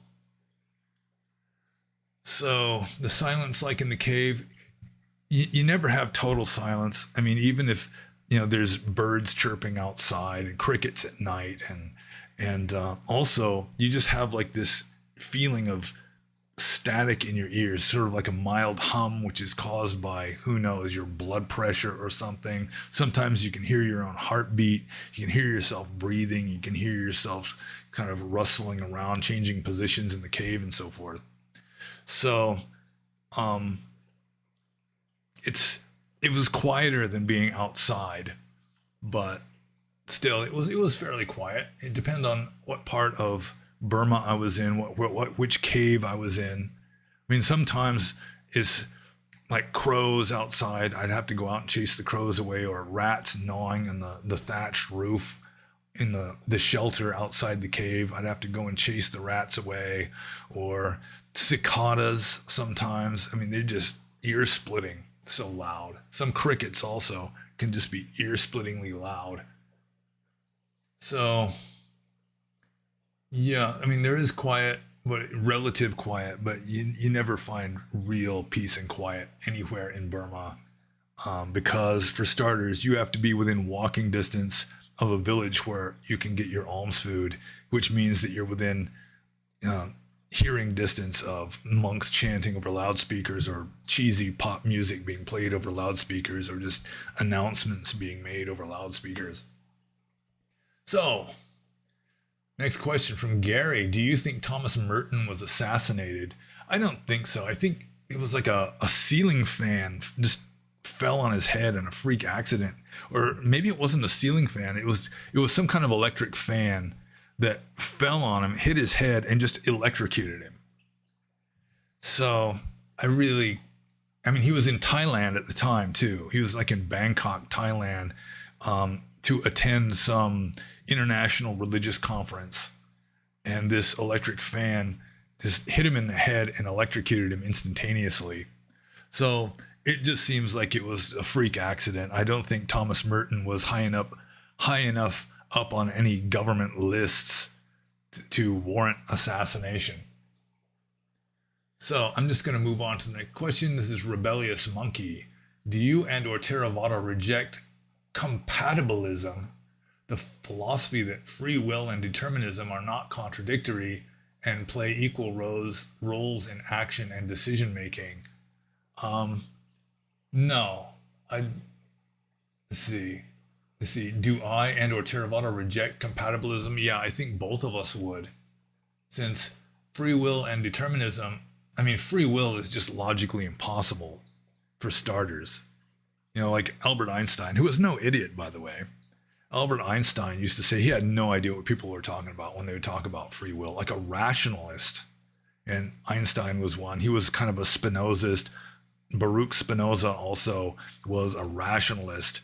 And according to Spinoza, there is a God, but even God doesn't have free will because free will is just logically impossible. And in Buddhism, it doesn't really take the logical approach. It just says that with regard to any of the five khandhas, you cannot say, let it be this way, let it not be that way, and have it reliably happen, which is one of the main arguments for no self in Buddhism. You would have to have a self, a real self, in order to have real free will. And since Buddhism doesn't teach a real self, it really can't teach real free will either. Although, my theory is, I've got like this hypothesis that when you've got self-referential, any kind of self-reference, you know, like the classic example is, this statement is false. It's a paradox. It can't be true or false. And the reason why you're able to have that paradox is because it's self-referential. And so when humans become self-conscious, we become self-referential. That can cause some kind of short circuit in logic that somehow allows some semblance of free will to exist. That's just this weird hypothesis that I got mainly from reading The Trickster and the Paranormal by George P. Hansen. So, I mean, there's certainly a kind of determinism, and there's also just sort of a wild card from consciousness that it defies any kind of rational explanation. So there can be something akin to free will that prevents us from being just strictly deterministic. Like the Buddha also rejected determinism. He rejected free will and determinism, which kind of reminds me that Ramana Maharshi, who may have been fully enlightened even though he was a Hindu, he used to say that the only free choice you really have is whether or not to be mindful. So you can do what you like with that, but I don't think that it's really rationally comprehensible because it's paradoxical. So let's see. Cool Whip loves how I say whippets. Yeah, that's right, because that's the correct way of saying it. Okay, next is Judge Caligula Bushman. See, to explain the experience in short, I was in trouble, and during a rickshaw ride through the rice fields, I felt oneness, and all fear and trouble disappeared. A weird, unforgettable experience. It could be just like a random perception, or it could be like genuine insight or vipassana. But yeah, it's really hard for me to say without having experienced it myself. So I'm just going to move on to the next question here. And yeah, after the next couple questions, I really am going to have to move over to the list. So this next question is from Javha Nandin. What if I get ordained as bhikkhu in Burma and after some time, like 2 to 3 years, leave Burma and go back to my country, just live alone in the forest I will work as fire watcher guard and get paid. Well, if you're going to be a monk, then you're not allowed to handle money. Also, if you are ordained as a monk and you remain as a monk, then you have to live in dependence upon a teacher or preceptor for at least 5 years. So, I mean, if you're going to do as you say you're going to do, then really you would be like a lax, relatively unconscientious monk who is not following the rules correctly. So you're probably better off not doing that. I mean, what's the point of being an ordained monk if you're going to be still like working a job? What would be the point of it? I mean, the main difference between a monk and a layperson is the rules of monastic discipline. It's the rules of monastic discipline that make a monk. If a monk disrobes, it's also through an act or through some violation or following of the rules of monastic discipline. And so really it's the rules of Vinaya are what differentiates a monk from an unordained person. And if you're going to be a monk who just doesn't follow the rules, then you're better off just not being one. That's one of the reasons why I disrobed, is just living in the West. It was just so difficult to follow all the rules. And I just made up my mind that if I wasn't going to be following the rules, there was no point in me being ordained. I mean, that wasn't the only reason, but that was one contributing reason. So furthermore, Jawa Nandin says, since I didn't do Parajika, I'm still a bhikkhu, right? Yeah, you'd be a bhikkhu. You just wouldn't be a very good one. I mean, you'd be an unconscientious bhikkhu. So, see, Terzaskazis says, on Saturday 2 weeks from now, Catholic Church commemorates St. John of the Cross. Well, that's nice. St. John of the Cross is the patron saint of Spanish poets. And also, he is the mystical doctor of the Roman Catholic Church. So anything that St. John of the Cross says with regard to mysticism is official doctrine. Okay. So let's see. Al Y. Question 3. You once mentioned you were attacked by ogres. What exactly did you mean by this? Ooh, yeah, that's actually, golly. I'm sort of editing my 4th book now, which is going to contain a number of personal anecdotes from my existence as a monk. Part of it in Burma, some of it in America, a little bit in Indonesia also. And it's going to include the essay of the time I was attacked by ogres. But I mean, what it all boils down to is I was living on a big flat rock under a tree in Burma at the time. And I woke up and it was taking forever for dawn to come that day. I got up and I didn't have a clock or a watch. So I just knew it was dark. That's what time it was. It was nighttime. And I meditated until my legs were sore, changed position, meditated some more until my legs were sore. I couldn't do walking meditation because it was dark. It was very, very up and down territory there, lots of poisonous snakes. So I couldn't really meditate, or I couldn't really do walking meditation. So I just lay back down and tried to sleep a little more. And then finally I woke up again and I propped myself up on my arm, on my hand like this, kind of craning my head to see if dawn was appearing over the hills. And I started hearing this sound like boing, boing, really loud, coming from down the valley. It was sort of like somebody strumming on a bass guitar over a PA system or something. And I was thinking, that's weird. I mean, where's that coming from?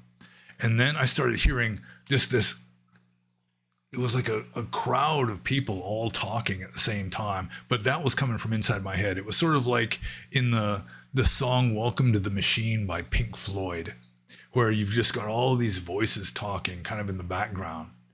And so then I was like, wow, that's weird. And then I realized that I was completely paralyzed. I couldn't move. I was frozen in this position of like propped up on my hand, craning my head to see if dawn was appearing over the horizon yet. And so then I started thinking, well, should I be scared? And then, of course, being scared wasn't going to help anything. So I figured, well, if this is some kind of being like I was warned about before moving there, I'll get back to that in a minute. But if presumably they're Burmese supernatural beings, if that supernatural being is doing this, they're Buddhists. And so I just started like repeating in my head, Namo Tassa Bhagavato Arahato Sama Sambuddhassa. And it just, the spell was broken. Poof, I could move again. All the sounds were gone and everything. So the thing is that before coming to that, the place was Thibet Aindoya, or the outskirts of Thibet Aindoya in Mon State. I was warned by a monk with a degree in physics. You got to be careful because there's ogres there. There was also other beings there. There was a being called an Osa Sam. There was at least one Naga or dragon that lived there. But you had to really be careful about the ogres, or Yaka in Pali. In Burmese, they're called Balu. And they had some kind of supernatural guns that they would attack people with. There was this famous story of this Hindu Swami who was meditating in the same forest that I was meditating in. And he knew about the ogres, so he tried to protect himself from the ogres by making like a charmed circle. And that was the worst thing he could have done, because apparently Burmese ogres are territorial. And so they attacked him with these supernatural weapons that caused him to go into like a fugue state. He was just wandering around lost in the forest until he came out onto a highway. What eventually happened to him, I don't know. Maybe he went back to India or something after he got his wits together enough to do that.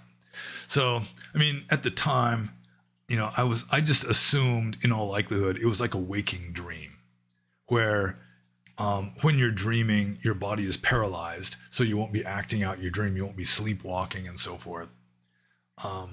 And so I just kind of assumed that that's probably what happened. I wasn't all the way awake yet. I was certainly awake enough that my eyes were open. I was like stuck in this position looking to see if there was any sign of dawn. But from a Western point of view, I wasn't really attacked by ogres. But when I went down to the lower monastery and told one of the monks there, his eyes just got really big, and he just says, "Don't be afraid, they're just testing you." And then just a few weeks later, I traveled to some place that was like 400 miles away in central Burma, no longer in Mon State in southern Burma. I went to this monastery up near the town of Mae Myo, where there was an Australian monk there. Almost as soon as I walk in the door, he's like, "What's this I hear about you being attacked by ogres?" And then I went to visit this recluse, who formerly a monk, who lived in this big hollow banyan tree. He was from Midlands, Texas. And I went to visit him, and it was the same thing. It's like, "What's this I hear about you being attacked by ogres?" So that was essentially the ogre attack. If you want a more complete account of it, you'll probably have to purchase the book or something. Let's see. Trezaskazes says, "Show us your ring up close." Well, let's see. I'll have to switch like this and see. It's sort of like a twig. It's sort of rustic, like tree bark or something. It's very nice. It matches my woman's wedding band, although hers is much smaller and more dainty. So I gotta go like this again, because usually I can't see myself.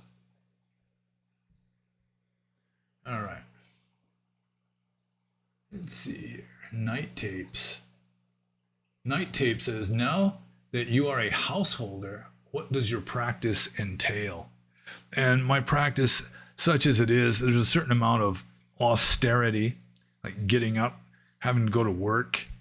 Sometimes a man's austerity can just be like dealing with female psychology, living in a relationship. There's a certain amount of austerity there also. Just habits of general mindfulness.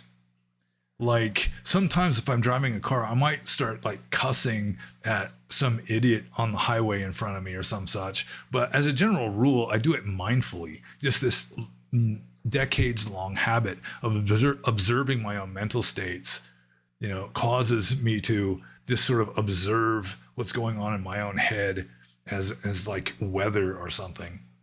And then about the only real like meditation practice I still do as a layperson is I spontaneously Om. I'll just start doing Om spontaneously sometimes. So let's see here. Surprised that the supernatural beings are Buddhists? Well, it's just the way it works. Like in the West, the supernatural beings are Christian, and that's why Catholic priests can do exorcisms and drive away demons and so forth through in the name of Jesus. So to some degree, I think it could be like a placebo effect. So, okay.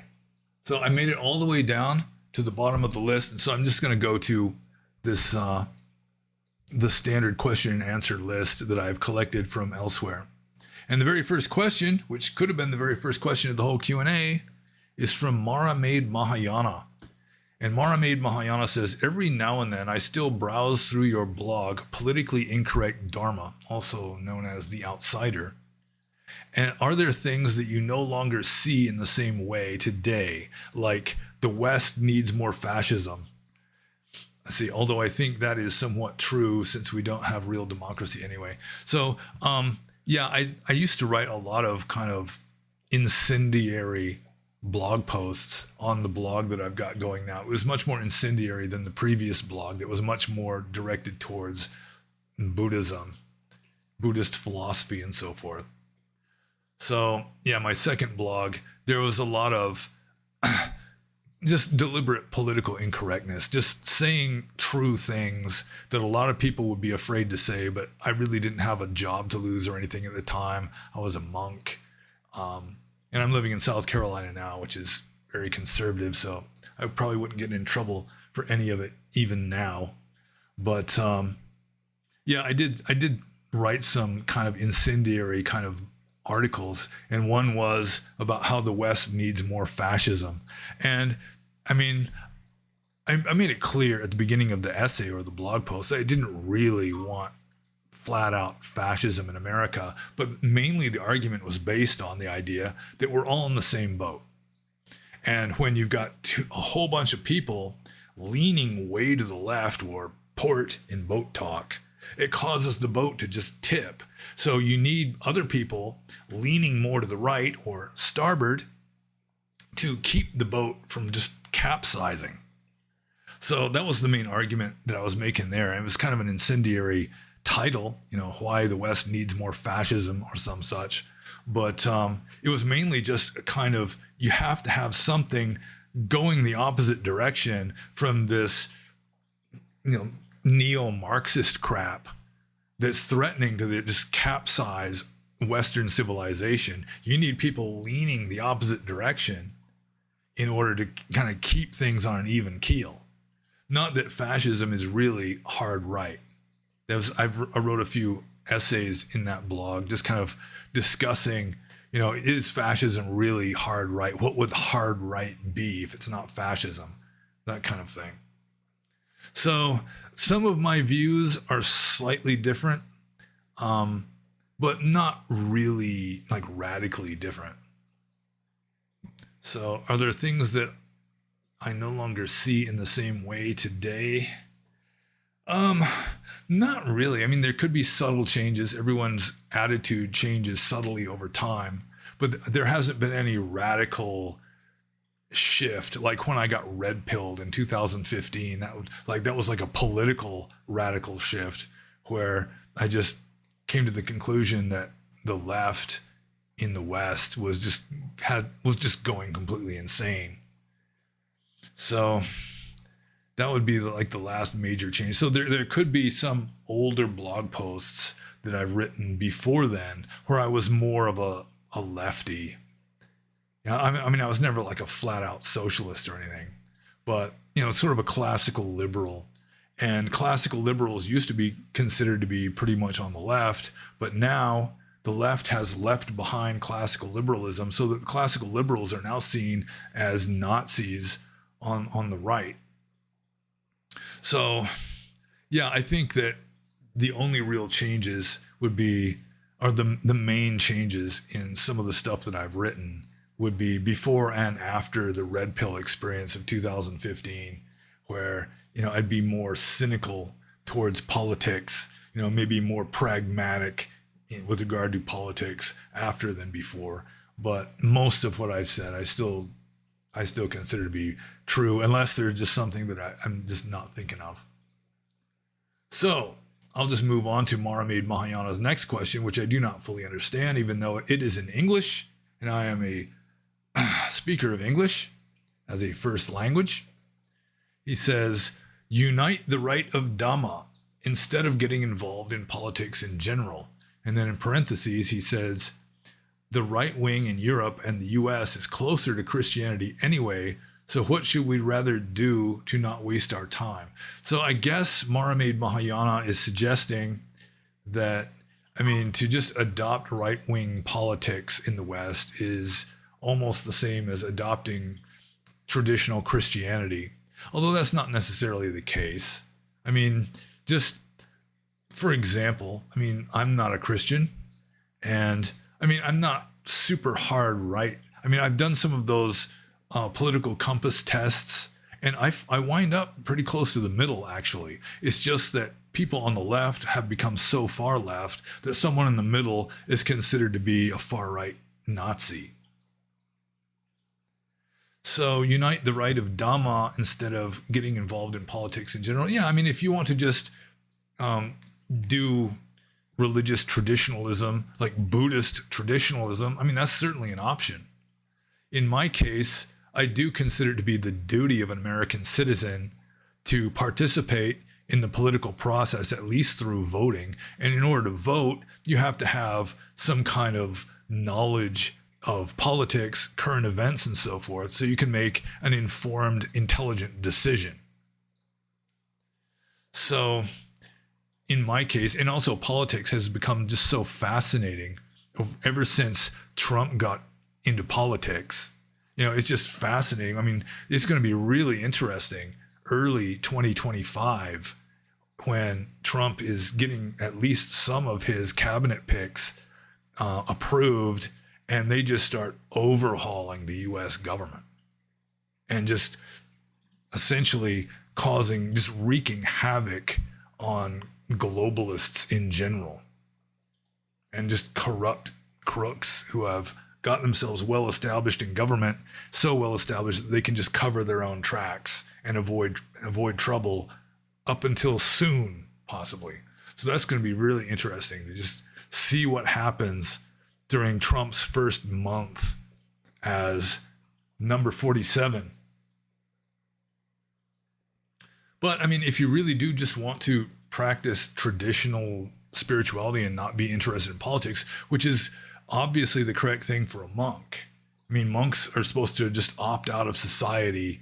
You're not supposed to be wallowing in politics. A layperson, a householder like I have become, it's kind of like a civic duty. But as a renunciant, it's your duty to just not give a shit about politics, not even talk about politics, and just sit under a tree and meditate and purify your mind so that you can become enlightened. And there's nothing wrong with that either. And so I'm just going to move on to the next question. This is from CO of Action Sipat Zidana. And CO of Action Sipat Zidana says, how do I cope with getting old and my best days being behind me? It feels like whenever my friends and I talk, we almost always end up reminiscing about life in our younger days. Really feels like our story is over, like war veterans chatting about old war stories, or some grandpa talking about back in my day. Things just aren't as fun anymore. Hanging out, relationships, sports, TV, etc. It has all gotten shittier with age. And I would guess that CO of Action Sipat Zirna isn't even 30 years old yet. I would assume he's in his 20s. I just get the impression that he's in his 20s and he's already talking about how his best days are behind him. And one thing I've noticed about CO of Action Sipat Zirna is he does tend to adopt a very superficial point of view with regard to certain things. Like with regard to male-female relationships, he just adopts this superficial point of view, which is what most people do adopt in the West. I suppose, including most women that he would be attempting to have relationships with. Some of them are just hardly anything past the surface.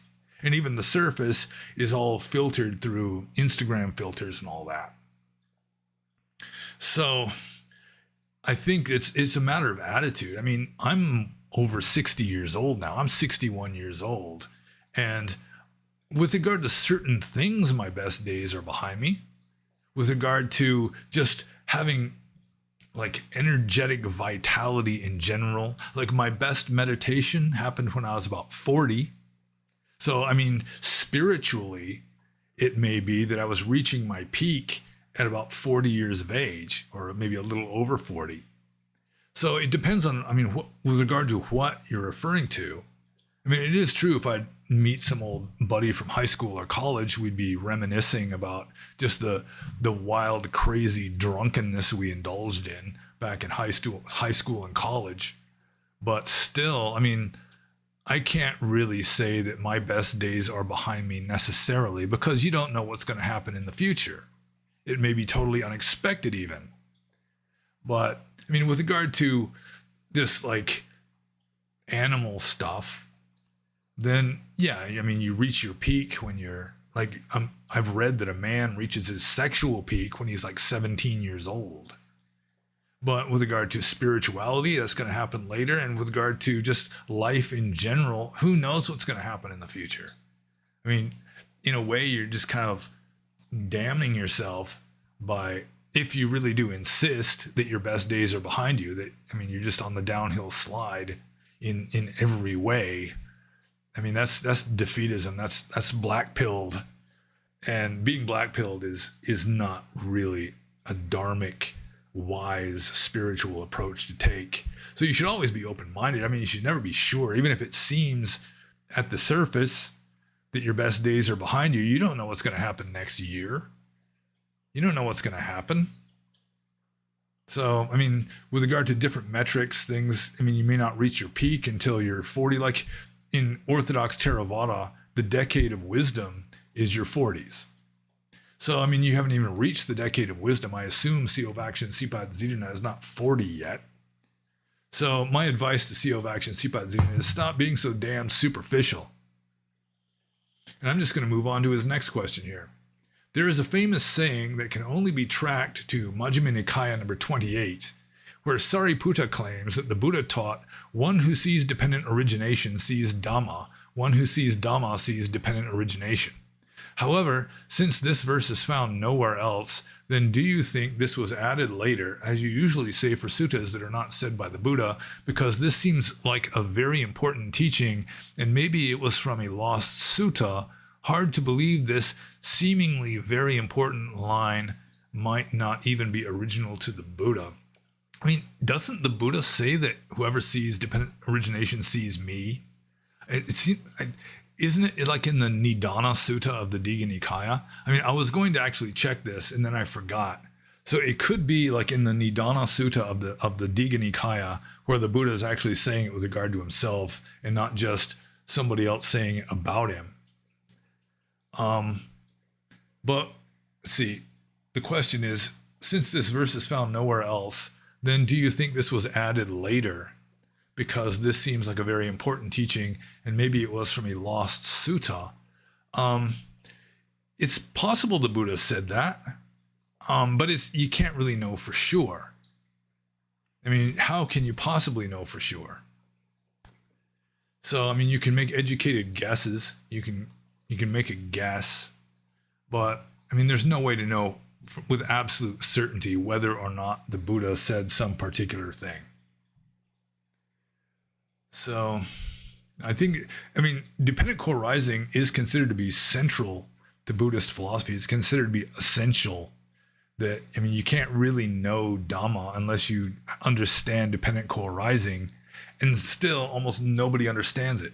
Even in ancient times, people didn't understand it. It's been interpreted many different ways, and finally the orthodox way of understanding dependent co-arising or paticca samuppada is to crystallize it down into the 12 nidanas or 12 links, which almost certainly did not originate with the Buddha. That there were like proto 12 links theories that aren't called dependent co-arising, like in the Kalaha Vivada Sutta or the central verses of the Sakapanya Sutta of the Digha Nikaya, that it's very similar to the 12 links. It's analogous. It's not called dependent co-arising though, and it's sort of like a prototype of this 12 link theory. And even the 12 link theory is interpreted differently by different people. For example, in Theravada, it's traditionally considered to be the 12 links occur over at least three different lifetimes, in the past, the present life, and in the future life. Whereas some others interpret it all as within one life. Some interpret it as all just completely simultaneous, like Venerable Jnanavira did famously in the 20th century. So, yeah, I do think that dependent co-arising was very important, that the Buddha did teach it, but it was different from the 12 links, and it's like almost nobody understood it. In fact, according to tradition in the texts, the Buddha almost didn't teach Buddhism. That he almost became a Pajeka Buddha, just a hermit Buddha. He was going to be fully enlightened, but he wasn't even going to bother teaching Dhamma because he figured nobody would understand dependent co-arising. And finally, according to tradition, Mahabrahma came down from heaven and begged him to teach Dhamma, so he did. And I think he was pretty much correct that almost nobody understands dependent co-arising. I think possibly the one Buddhist philosopher who understood dependent co-arising better than any other was Nagarjuna, who was not even a Theravada Buddhist. But the Mula Madhyamaka Karaka is one of the best expositions on dependent co-arising that I know of, and it's not Orthodox Theravada. So I'm just going to move on to Siovakchan Sipat Zirina's third question, which is, to the best of your abilities, please explain the Trikaya of the Buddha and how these relate to the Tathagata Garbha, if they do. And this is all Mahayana Buddhism. The Trikaya are the three bodies of the Buddha. The first is the Nirmanakaya, which is just the physical body of the Buddha. The Buddha, the body of Siddhartha Gautama.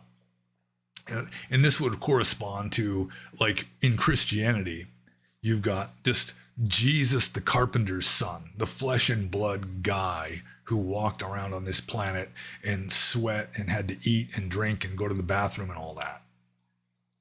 So after the Nirmanakaya, you've got the Sambhogakaya. And it's my understanding, I have read that the Sambhogakaya in Buddhism was an innovation of the Yogacara school.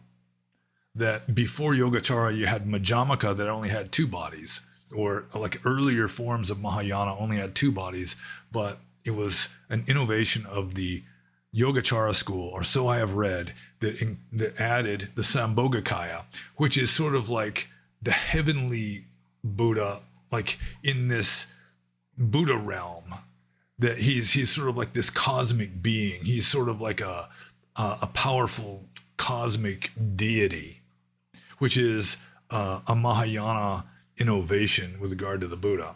The Theravadins already had started glorifying the Buddha and, had started up a kind of devotional cult towards the Buddha. But it was the Mahayana Buddhists who turned him into a kind of cosmic deity. And so the Sambhogakaya would correspond to like Jesus as the Christ spirit enthroned in heaven. And then finally, the third body of the Buddha is the Dharmakaya. And that's just like the Buddha essence, the Buddha nature, just the spirit of like nirvana, the essence of nirvana that just pervades the entire universe. So that would be like the spirit of God, the Father, pretty much, just pervading the universe. So how do these relate to the Tathagata Garbha, which is a different, there's a whole sect of Mahayana Buddhist philosophy called the Tathagata Garbha school, or the womb of the Tathagata, or the embryo of the Tathagata, with Tathagata itself meaning the Buddha. So it's like the womb of Buddha, which everybody has within them. They've got like this embryonic Buddha existing within, every sentient being has sort of like the latent potential, at least, like Buddha nature, of becoming fully enlightened. And that would probably come closest to the Dharmakaya, which is just the absolute, which pervades the entire universe, which then of course pervades us. It would be sort of like the Brahman in the Upanishads, where your Atman, or your self, your soul, is really just that aspect of God that just happens to be, within you. So the Tathagata Garbha probably would come closest to the Dharmakaya in the three bodies of the Buddha system of Mahayana Buddhism. And so I'm going to move on to the next question. This is from Philalethes. And Philalethes says, I realized recently that one thing which prevents me from right view is the idea of how, if at all, someone without a self is capable of voluntary action. Oh, he's got a different name. I can't remember what his name is on the side chat, but now he's called Philalethes. So I'm just going to have to start all over, because I realized that this is the question that I was postponing, which then just jolted me into this sense of new awareness that then derailed the perceptual train of thought.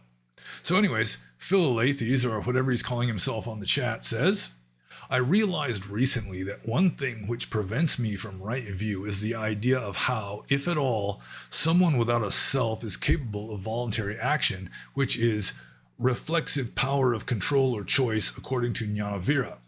And that includes practicing Dhamma. I'm pretty certain. ? I have tried meditating on this, but I just can't wrap my head around it, especially arahants who have quashed all self-view. How the heck do they make decisions then? For example, even something as small as choosing whether you want mayonnaise on your sandwich or not requires assessing one's preferences, which I don't see how they can be wholesome. Or if something is so small can be wholesome, what about larger things? I mean, is an arahant or someone with right view capable of making art? I mean, art requires self-view, does it not? And I know there were many artist monks, but that doesn't make sense of it. And on a more cosmic level, if there's no self, then how is willfully practicing Dhamma even possible? How does the no self view not lead to absolute skepticism? Isn't this a paradox? And if it is a logical paradox in Dhamma practice, I feel like it's really a question of faith, in which case, why not have faith in Yahweh as the absolute? I need to take a really long nap until next Sunday, or well, that's today, isn't it? Because I need my answer, or I might just spontaneously combust. Just kidding, I stopped doing that a while back. So he doesn't spontaneously combust anymore, which is good. It's really a nasty habit. So this is a long question, which is all considered to be one very complicated question. So let's see. I realize reading one thing which prevents me from right view is the idea of how, if at all, someone without a self is capable of voluntary action. Well, none of us really has a self. We might have a delusional self-view. We might delusionally believe that we have a self, but ultimately we don't. And from the orthodox Theravadan point of view, you've got mind and mental states that are real. And with regard to making unenlightened decisions, it's mostly a matter of habit. Like with regard to the choice of whether to put mayonnaise on your sandwich or not, as a general rule, that's going to be largely based on your past experience with mayonnaise. Do you like mayonnaise on your sandwiches? It's going to be largely deterministic with regard to that. And it reminds me that I was reflecting a lot on free will when I was a monk in Burma. And it's like, one time, I needed a new sweat wiping rag. My old sweat wiping rag was wearing out. It was just getting, threadbare and pretty much useless. So I went into the storage room of my cave to get a new sweat wiping rag, because I had a bunch of extra ones lying around that people had donated to me. And I had it narrowed down to two. There was a yellow one and an orange one. And I'm just kind of I really didn't have any good reason to pick one over the other. If there was a good reason, that reason would be what decided it.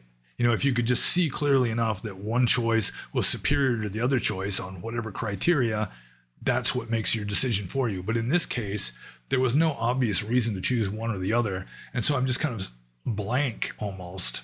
And then finally this thought arises, I'll take the orange one. I didn't know that that thought was going to arise. It just arose. And it turned out later on that I changed my mind and went with the yellow one. But it's like, you don't know what you're going to decide until you're deciding it. Otherwise, I mean, if you already know what you're going to decide, then you've already decided.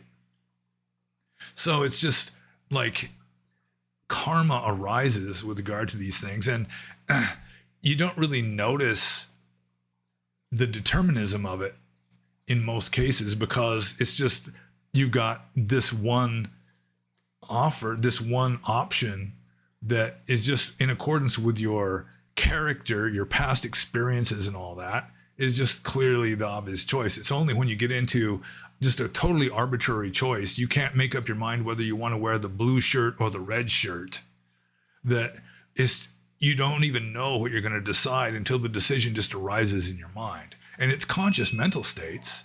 It's not necessarily unwholesome. It's just karma, just the momentum of your stream of consciousness is just driving you in a certain direction. And the less conscious you are, the less control you have over that. The less conscious you are, the less enlightened you are, the more you're just going to be running on autopilot. There's just going to be this habitual knee-jerk reactions are going to be ruling most of your life. And that's the way most people are. There's really not a whole lot of like enlightened creativity going on. With regard to a fully enlightened being, or the wiser you are, the more intuitive and spontaneous it's going to be. But still, that doesn't mean that there's necessarily going to be free will. And trying to understand exactly how this works, I've already implied that the Buddha in the text rules out both obvious possibilities, that free will is out and also determinism is out. There may be, I mean, there's obviously some determinism, especially the less enlightened you are, the more foolish you are, the more semi-conscious you are, the more you're just going to be ruled by habit energy, which is karma. When the more wise you get, the more off the scale you're going, and the less comprehensible it is, unfortunately. And my wife is walking around outdoors where the motion detectors keep binging. So I may actually have to stand up and get her to stop if she doesn't stop soon. So I mean, you can't really wrap your head around it. It's just something that cannot be understood intellectually. Reality itself cannot be understood intellectually, which is something that I pound away at. It's one of the predominant themes of my Q&As, that people want to understand reality intellectually, and it just doesn't work that way. It's not going to happen. You can get like a model of empirical reality, like science, that is useful, but it's not reality. It's like perceived phenomena, which are ultimately delusional. So I'm not sure if I've helped Philalethes at all, or just plunged him into utter despair with my answer. But I'm just going to have to move on to the next one. I have no idea how long we've been going at this, because I'm not even looking at the editing software, because I have to see the chat and so forth. So hopefully I'm like visible and everything. And I'm moving on to the next question, which is from Quasator. And Quasator says, is it accurate to say that the heavenly realms are not suitable for achieving enlightenment because they lack the experience of the first noble truth? If there is indeed no suffering in the formless realms, does this mean it's impossible to experience boredom or sadness there? Well, I mean, the first noble truth of Buddhism is valid, it's applicable no matter where you are in samsara. The first noble truth of Buddhism is dukkha. To exist is to be dissatisfied. To exist is to be unhappy to some degree. And that applies whether you're at the bottom pit of Avicii hell or whether you're in the most like exalted, ephemeral, maybe ephemeral isn't the right word, but like the realm of neither perception or non-perception, just totally, just as subtle as it gets, still the First Noble Truth remains true. So there's always going to be a certain amount of restless dissatisfaction, regardless of what heaven realm you're in. And being in like the lower heaven realms, you know, with the pleasure gardens and the golden palaces encrusted with jewels and the voluptuous celestial nymphs and all this, then it'd be sort of like being a rich person who just doesn't get sick and doesn't get old, but still, like the Buddha, when he was a young man, he wallowed in sensuality and he realized that it just wasn't going to deeply satisfy him. It just wasn't capable of that. And so you can have the same kind of experiences in heaven, I suppose. There can still be boredom in heaven, I think, or just a desire for something more than you've got, even though you've got everything imaginable. Still, you realize if you have enough wisdom that it's just not completely satisfying. And then you finally realize that nothing is completely satisfying, because that's just the way samsara works. There has to be like this restless dissatisfaction to keep pushing you through samsara, moving on to the next thing insatiably. So I think I answered that. So I'm moving on to Quasitor's next question, which is as follows. Is it more accurate to say that the earliest suttas describe jhanas as mental states reached through deep samadhi, or rather as states of subtle reality experienced through daily life as a result of years of satipatthana meditation? Well, the earliest suttas, when they mention jhana, it's just meditation. And then the four jhanas, the system of four jhanas, which is still relatively old, it's found in the relatively early texts, that it's just originally, in my opinion, it was just the four stages of meditation. So as a general rule, in ancient India, sitting meditation was more of a samadhi thing, and you were doing more of a mindfulness thing the rest of the time. When you weren't like sitting in deep meditation, you're like up walking around, you're walking for alms, you're washing your bowl, whatever it is. That would be more a case of sati sampajanya, or mindfulness and clear awareness, clear comprehension. But I mean, there is overlap between satipatthana and jhana. You know, it's like I already said, fourth jhana is in the text called the perfection of mindfulness. So it's not two separate paths, as some people believe. In Burma, it's called two different sasanas. Sometimes a Burmese person will ask you, what sasana do you belong to? The samatha sasana or the vipassana sasana? When really, I do not think that the Buddha had this either or dichotomy, that there's a lot of overlap. It's just like two different emphases, with generally, traditionally, jhana or samatha, or just like samadhi-based meditation being what you were doing when you were sitting cross-legged with your eyes closed, and that you would maintain this kind of this mindfulness momentum by just practicing sati sampajanya when you're standing up and you're walking around and making noise. So, getting back to the question here, is it more accurate to say that the earliest suttas describe jhanas as mental states reached through deep samadhi, or rather as states of subtle reality? Yeah, it'd be the first one. It would be mental states reached through deep samadhi. That would be the traditional approach to jhana in the early texts. And I think there are probably still people asking questions. Yeah, there's still people asking questions on the chat. So I'll get back to the chat after I get through some more of the questions on the list, and then I'll go back to the chat and read all the questions that remain there that I haven't answered yet, and then that'll be it. And then we'll stop, and I'll turn off the machine somehow and move on to doing something else. So anyways, the next question is from Romeo. And Romeo says, every now and then I come across an article online cautioning people about the adverse effects of meditation. This is confusing to me because I have found profound benefits to my mental states and overall well-being since I have been meditating despite being relatively new at it. I am including a couple of such articles at the end of this post for your reference. In one of them, it mentions something called the Dharmatrata meditation scripture as a Buddhist source cautioning people about meditation. So, question number one, are you familiar with the Dharmatrata meditation scripture? If so, what is your impression of it? No, it's apparently in Sanskrit, so that would mean it's probably a Mahayana Buddhist text. And I do not recall having read the Dharmatrata meditation scripture. It's not Theravada. So it really wasn't within my purview if I just used the word purview correctly. So yeah, I'm not familiar with it, so I don't really have an impression of it. So I'm just going to move on to question 2. Did the Buddha ever mention the possibility of meditation being potentially harmful?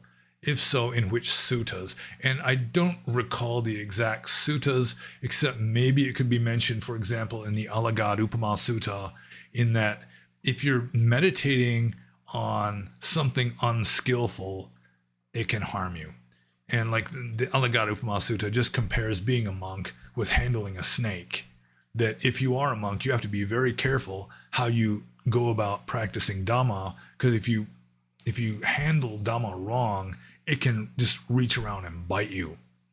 Which reminds me of an old, I think it's a Catholic proverb, saying a statement to the effect that it's easier for a monk to go to hell than for a layperson to go to hell, simply because you've got like more duties. You know, you've got a higher responsibility. It's easier to fail in your duties as a monk than as a layperson.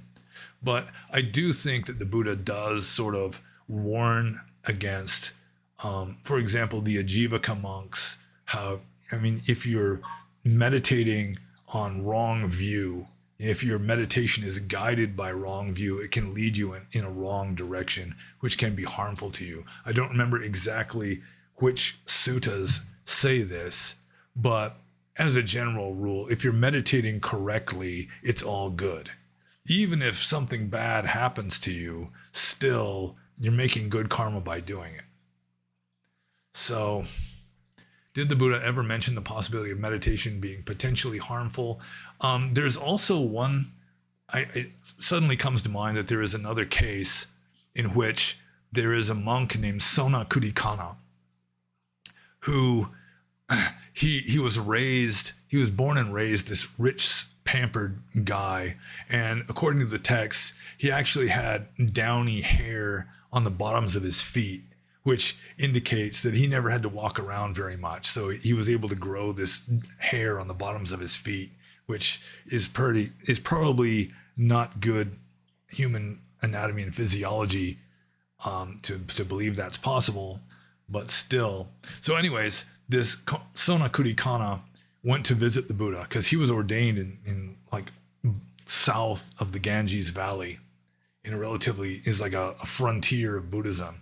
So he went to the Buddha to just pay his respects because the Buddha was still alive. You know, he wasn't ordained by the Buddha, but he was ordained by a disciple of the Buddha. He wants to meet the Buddha.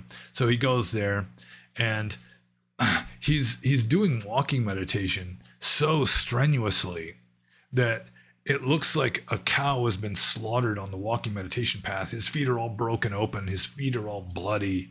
And so the Buddha sees all this blood on the walking meditation path, and he gives Sona Kudikana this little parable about, when you were a layperson and you played music, could you play good music when your strings were too loose? And then, of course, Sona says no. And could you play good music when the strings were too tight? And then Sona says no. And he says, well, Dhamma practice is the same way. If you try too hard, that's like having the strings too tight. You're not going to get good benefit. You're not going to get good results. And if you have the strings too loose, that's like your practice is too lax. So it's like a middle path in practice. You don't want to try too hard so that something snaps. And it is kind of interesting that in this text, the same sutta, which I think is also mentioned in the rules of monastic discipline, that the Buddha asks Sona Kurikana to recite some Dhamma for him, and he recites the Atthakavagga of the Sutta Nipata. So that was one indication that the Atthakavagga was very old text because it's mentioned in other canonical texts by name. So, but the main way that meditation can be potentially harmful, if you're trying too hard, or if you're meditating like in a wrong method that's based on some heretical wrong view that's going to lead you possibly to hell by, dwelling on it too much. So, I'm just going to move on to Romeo's third question, which is, have you ever felt any adverse effects of meditation, or have you known people who have? If so, what exactly were the nature of these adverse effects? For example, dissociation, psychosis, depression, etc. ? Well, first, with regard to other people, anyone who's been to a lot of meditation retreats can know that somebody can just snap. People can just snap and just start howling like dogs. Or a friend of mine was at Pandita Rama, the so-called forest monastery of Pandita Rama in Burma. And there was I think it was a Malaysian monk, a Chinese Malaysian monk, I think, if I remember correctly, who just started, he was like possessed by some kind of spirit. He was just blaspheming, just roaring with laughter and just making a mockery of like the three refuges and all this. And Sayadaw U Pandita, who was still alive at the time, decided that he was possessed by a yaka, or an ogre, and so he had him sent to a psychologist or something. So some people who are not prepared for intensive meditation, it can just be too extreme. It can be like being in a Chinese thought reform camp or something. It's just moving in slow motion and just getting minimal sleep and just sitting in meditation, observing your own mind for hours and hours every day. It can cause people to snap. And it's largely people who are just plunging headfirst into intensive practice without much momentum going from practice before they enter the retreat. With regard to myself, I've had adverse effects of meditation, just like physical, just pain in the joints and so forth, bed sores from sitting too much. But with regard to psychological adverse effects of meditation, the only thing I can really think of, I've never just snapped from meditation, doing intensive meditation, but there is a kind of mindfulness where you're not like super deep mindfulness, but you've got some mindfulness going, that it kind of magnifies negative stuff. You're not mindful enough to completely separate yourself from it, to be completely objective and like equanimous.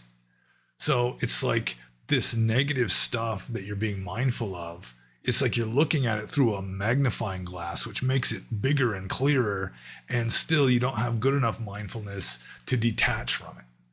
So it can be very unpleasant when you're being like sort of mindful, so that you're able to see this negative dukkha stuff close up, but you're not mindful enough to just be completely detached from it. So it sort of magnifies the shit.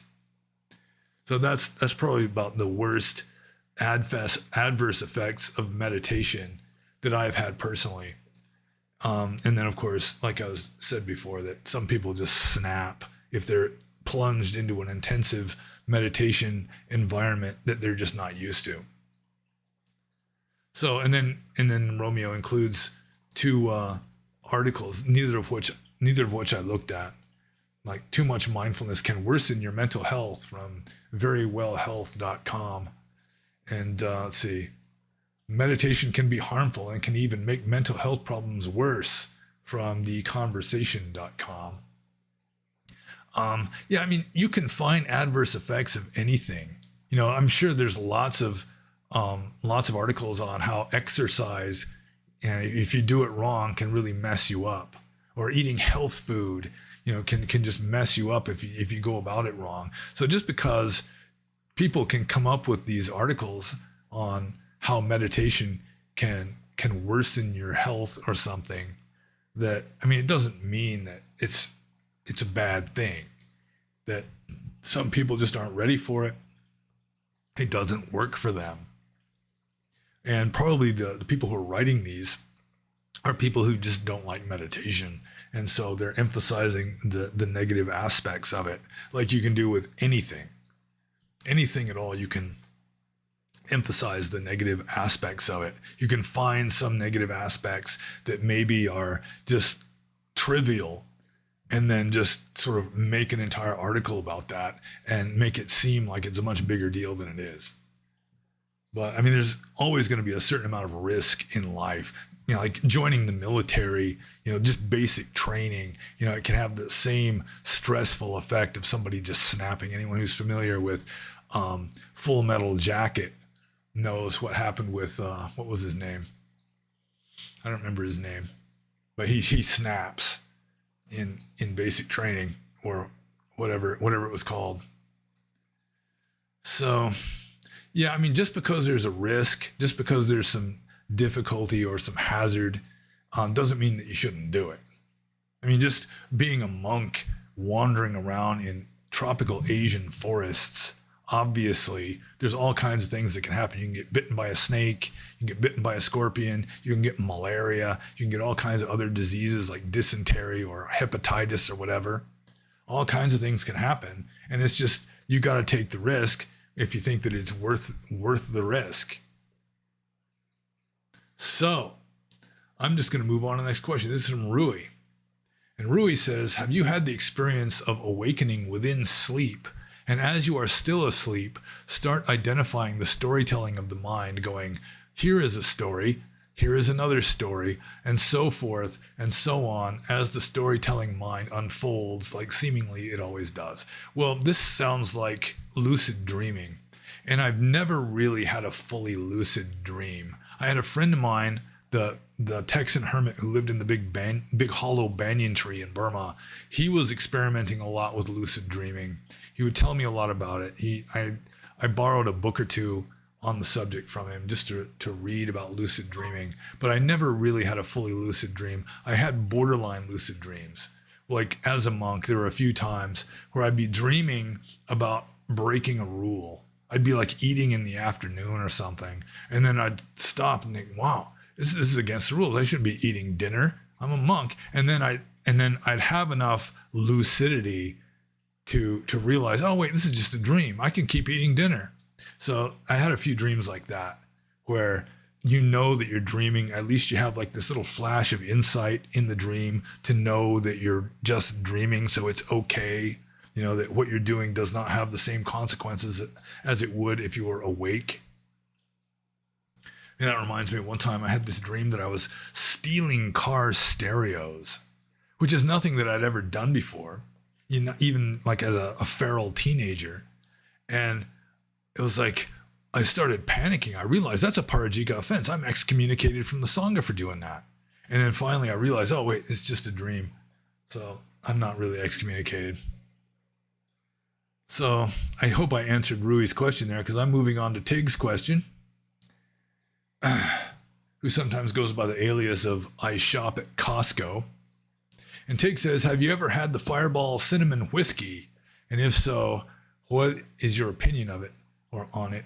And Tig is very irreverent. He's kind of a smart alecky kind of a guy. And so he'll ask me these kind of questions. Have I ever had the Fireball cinnamon whiskey? And no, I have not. I've never had any kind of flavored whiskey that I am aware of in my life. I do occasionally drink a little bit of wild turkey bourbon, though. Just not enough to get slammed or anything. But every once in a while, it's almost a kind of ascetic practice, because whiskey, I've never really acquired a taste for drinking hard liquor straight. So it takes some doing in my case. If I wanted to spend $200 a bottle on something nice, Johnny Walker Green Label or something, maybe it would go down easier, but I just don't do that. So I'm just going to move on to the next question. Since Tig was asking kind of a smart alecky kind of joke question anyway, I think. So the next question is from Cleefy. And yeah, Cleefy's in the chat too. So Cleefy says, would you accept an invitation to give teachings if one day circumstances come together? Well, I don't see why not. Although the thing is now, I'm a layperson and I have to work for a living. And as I mentioned, tomorrow's my first day of work at my new job, which will be a forklift operator for a big trucking company. So I'll be loading and unloading trucks and may never bend sheet metal ever again, which is kind of sad. I was getting really good at bending sheet metal, but driving a forklift is fun, and I'll be making more money at this job than at the last job anyway, which is nice. So anyways, would I accept an invitation to give teachings? Sure. I mean, if it worked, but again, I got to work for a living. And so, I got bills to pay. I got a family to support. So, I mean, just doing like I did before, just going to Indonesia or someplace, getting invited to a Dharma hall in some other town. It could work, but just the everyday realities, the practical realities of having a job and so forth may interfere with that. When I first stopped being a monk and came to South Carolina, I was very open-minded on becoming like a full-time Dharma teacher. And I did have this idea, which I still think is a good idea, of like meditation hiking trips, where just a small group of people hike out into a wilderness area, find nice campsites, just camp there, and you're meditating in your tent or whatever during the day, and in the evening you all come and sit around a campfire and have a Dhamma talk, that kind of thing. You wouldn't have to rent a Dharma hall or anything like that. It'd be fairly cheap, and for some reason it just never caught on really. And here in South Carolina, I'm living in the Bible Belt. I'm not sure that I've ever met another Buddhist living here in South Carolina during the years that I have been here at this point. I'm sure that there are Buddhists. I mean, there's like a Sri Lankan temple that's somewhere within a 20-mile drive of here, I'm pretty sure. I've just never gone to see it. There's a Vietnamese Buddhist monastery that's supposedly very pretty, probably Mahayana Buddhism of some sort. But I'm just sort of innocent of South Carolina Buddhism. So after that long rambling answer, I'm just going to move on to the next question. And this is from Xenothoid. And Xenothoid says, what are the etymological differences between Buddha, Tathagata, Arahant, Bodhisattva, and Bodhisatta? Okay, well, let's start with Buddha. The etymology of Buddha. Buddha is like a past participle of a verb like bodhidit. Bodhidit means to wake up, or that's literally, it means to wake up. So the Buddha literally is awakened. So, I mean, that's fairly straightforward. Buddha literally is the awakened one. The Tathagata is somewhat controversial. I don't think people are entirely in agreement, even within Orthodox Theravadan tradition, what the exact etymology of the word Tathagata is. And that's another name for the Buddha. And my interpretation is it's a combination of two words, Data, which means like this, and Agata, which is a past participle of agachati, which means to come. So it's, or in this case, to become. So it is he who has become like this. He who has become such.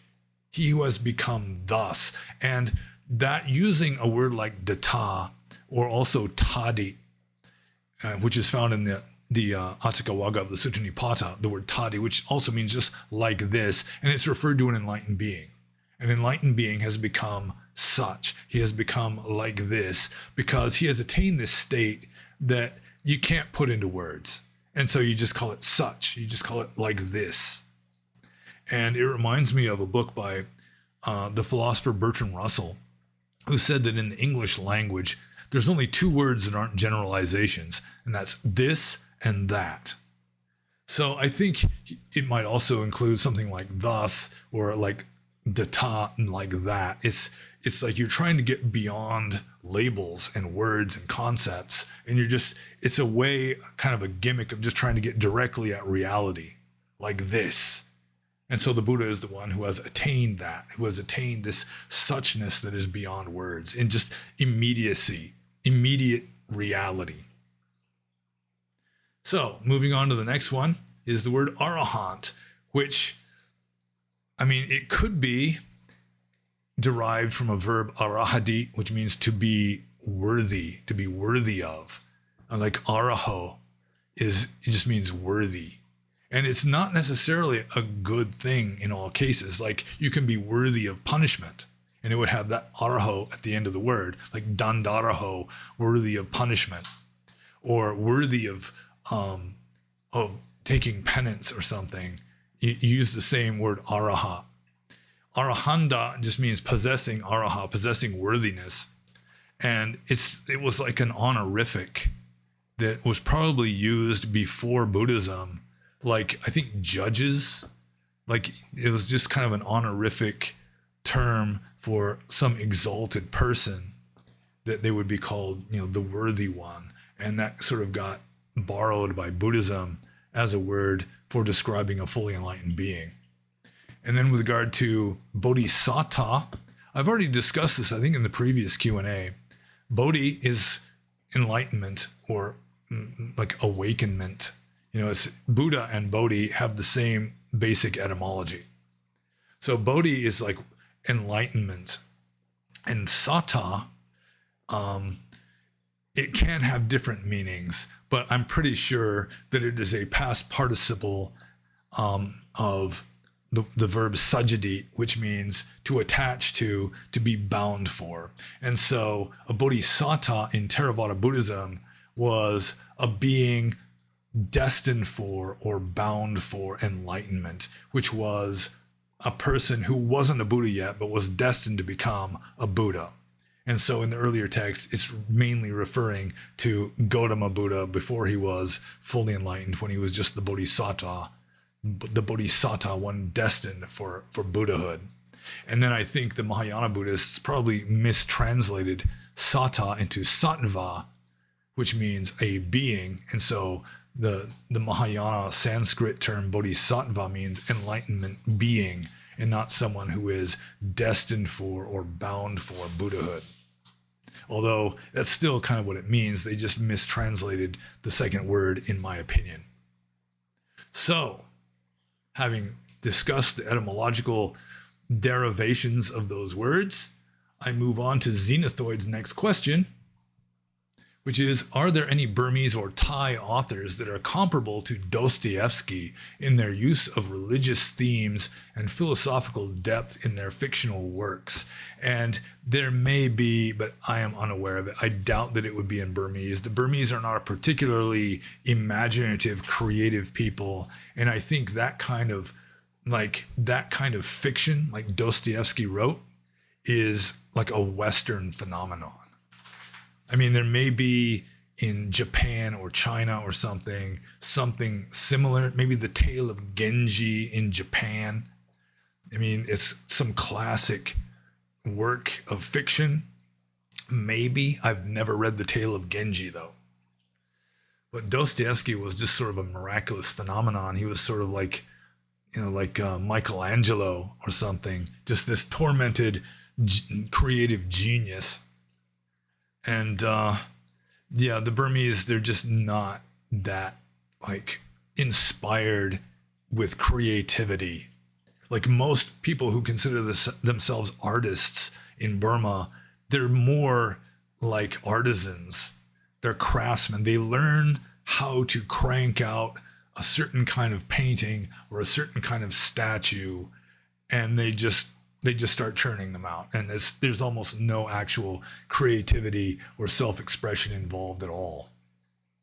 With regard to Thai literature, I know much less about Thai literature. I spent a total of just a few weeks in Thailand, and most of my experiences are with Burmese Buddhism rather than Thai Buddhism, and with Burmese literature rather than Thai literature. But I would be surprised if Burma or Thailand created anyone comparable to Dostoevsky or Michelangelo. And so I'm just going to move on to Xenothoid's third question here. Do you generally prefer Western or Eastern literature? Well, with regard to spiritual literature, I prefer Eastern, like Buddhist texts. With regard to like secular literature, like fiction, then I would prefer the Western literature, simply because from what I've been exposed to, Western literature is just richer, more creative, more imaginative, more inspired than the like Eastern, like Asian fiction. I mean, you can still find some of that. Rabindranath Tagore in India wrote well. He wrote well by Western standards. But with regard to Burmese literature, yeah, so like philosophical, like spiritual literature, I prefer Eastern as a general rule. But with regard to just about any other kind of literature, I prefer Western. And it's partly just because I'm a Westerner. I think like a Westerner. And so Western writings tend to harmonize with my character more than Eastern writings. So the next questions are from Samana Recluse, who reproduced his questions into the chat. And so they're already answered. Like my take on the Dhammapada by F. Max Miller, my take on the Sutta Nipata by Fowlsbowl, and let's see, and also my opinion of understanding early Buddhism through Pali or Sanskrit rather than English. I've already answered those. And so I'm just moving on to the next question, which is from Skoladin or Skuladin. And he says, would you kindly discuss how realistically death is portrayed in the movie Final Destination? And no, I won't kindly discuss it because I never saw the movie. I don't know if I've ever even heard of a movie called Final Destination. I really don't watch nearly as many movies as I used to. I've watched very few movies over the past, 2 years maybe. I did watch the second Dune movie.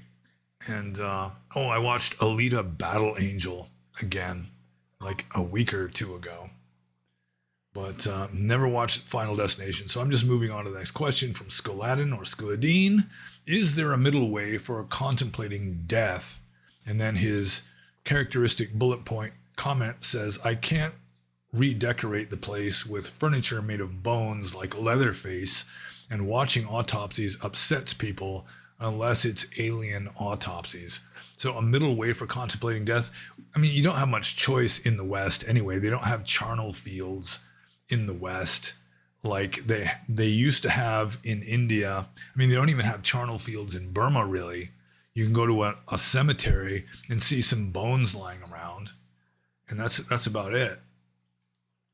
So, I mean, I kind of circumvented that difficulty by going to see autopsies when I was a junior monk until they finally begged me to stop coming to see autopsies.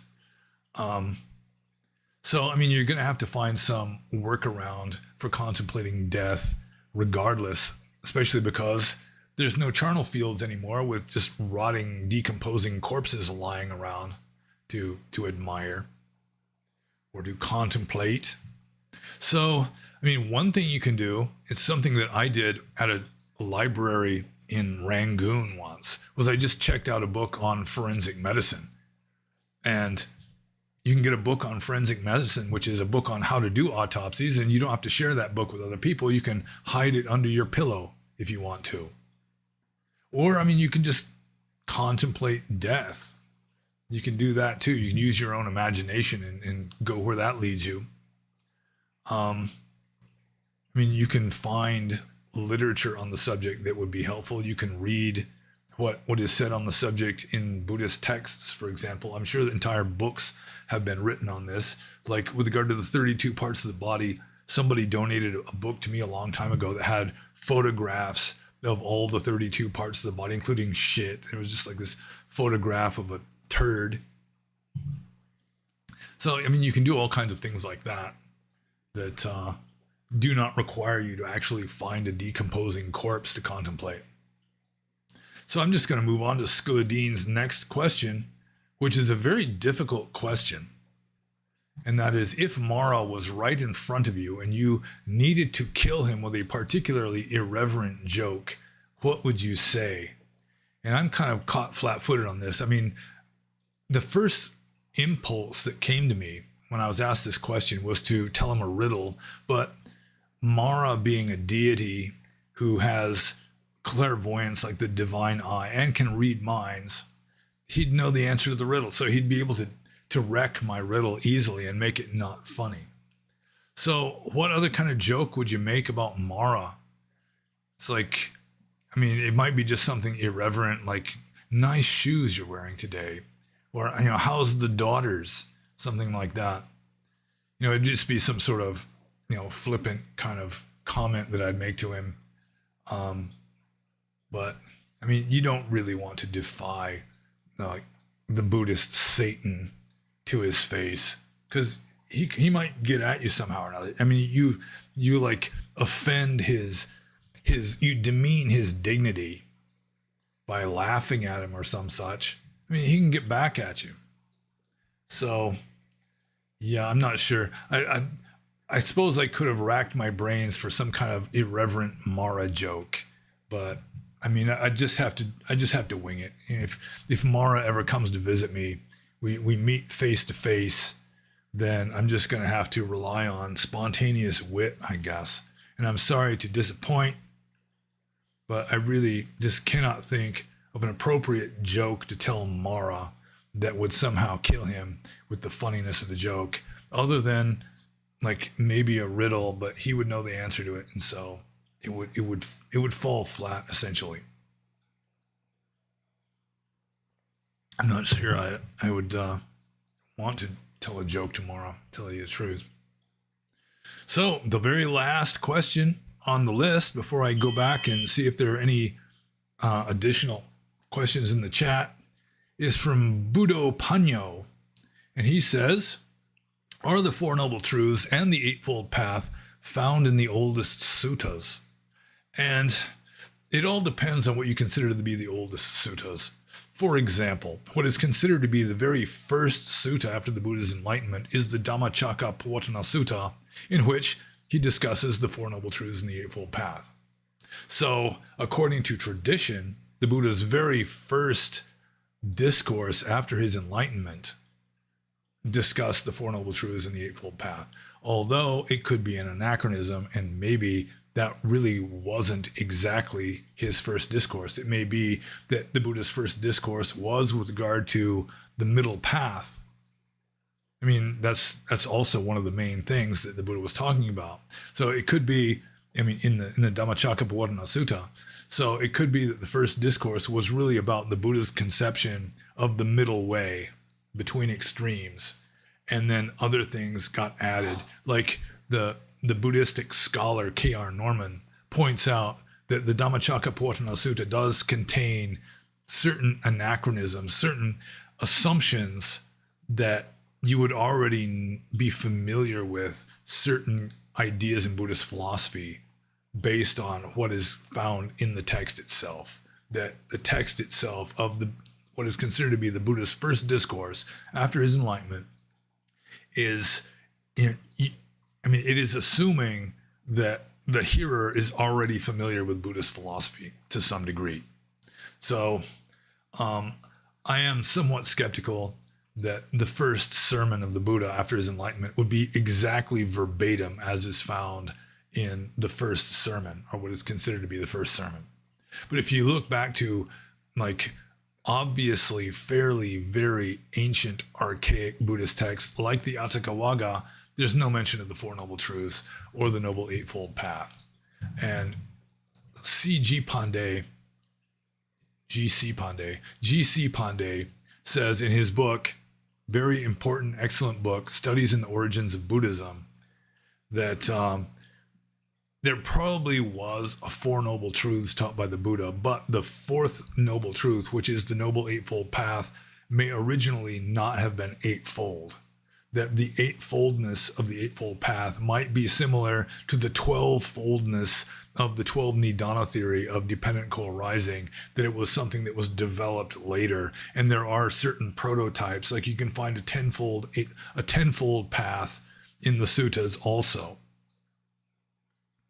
So there was a certain amount of like settling on this specific path, the eightfoldness of it and so forth.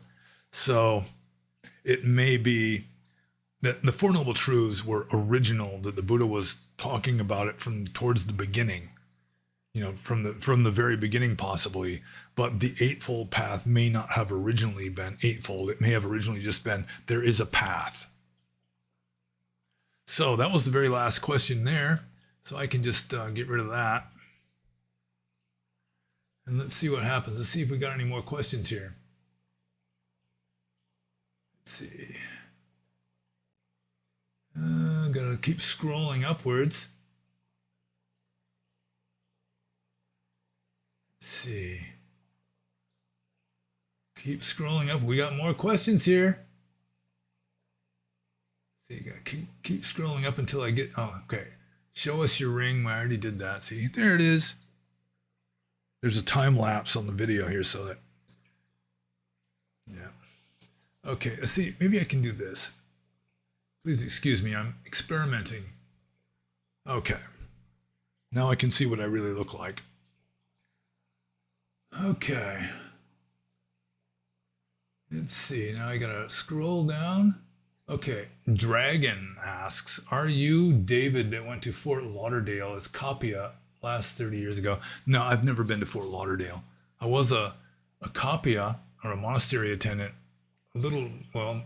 considerably more than 30 years ago now, like 1990, like early spring of 1990.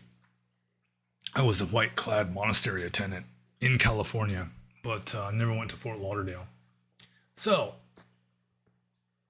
let's see, Emperor Palpatine, CEO sounds super depressing. His question made me sigh. Yeah, send metta to CEO of Action, Sipad Zidana.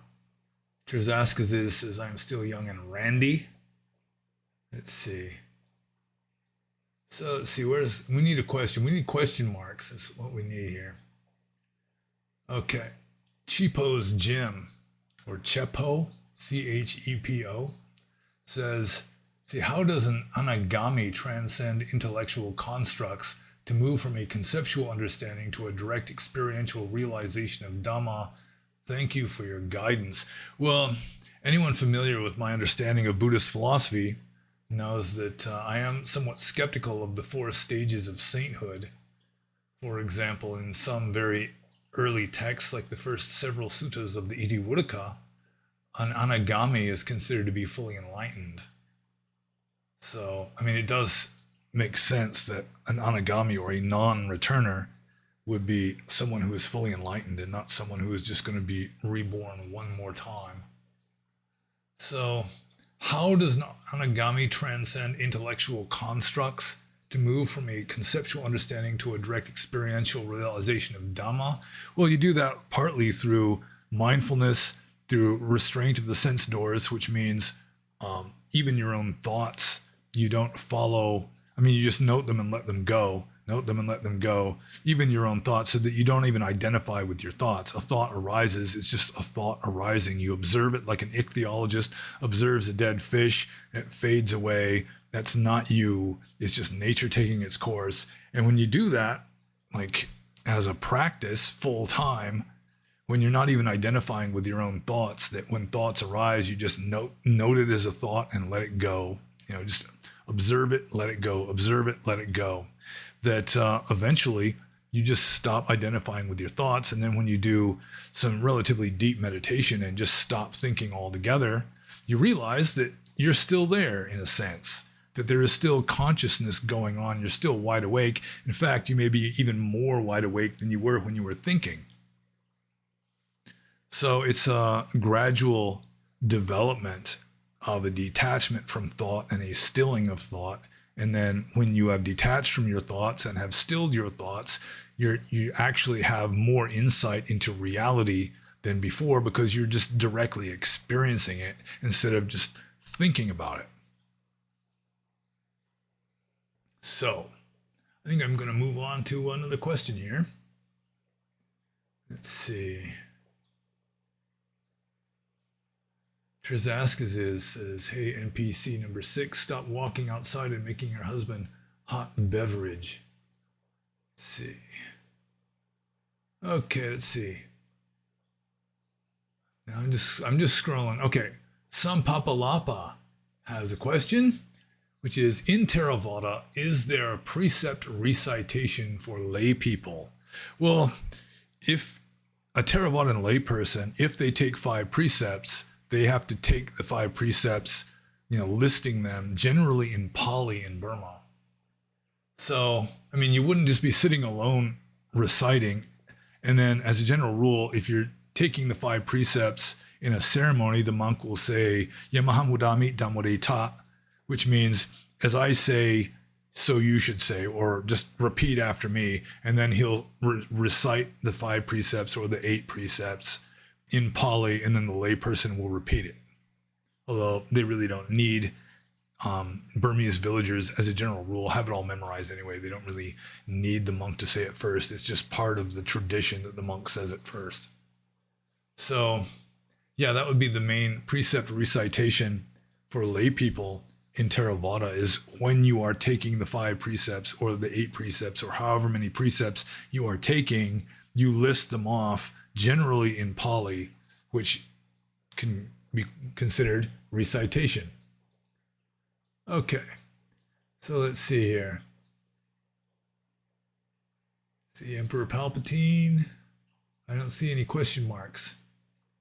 Okay. See, a bit of cinnamon in coffee is good. My woman likes cinnamon in her coffee, and I prefer coffee that tastes like coffee. Let's see. A gato, or El Gato, yeah, the cat, says, is this a Q&A? Yes, that was an easy one. I like questions that are easy to answer like that. So, let's see. El Gato asked another question, which has been retracted. So, let's see. Gosh.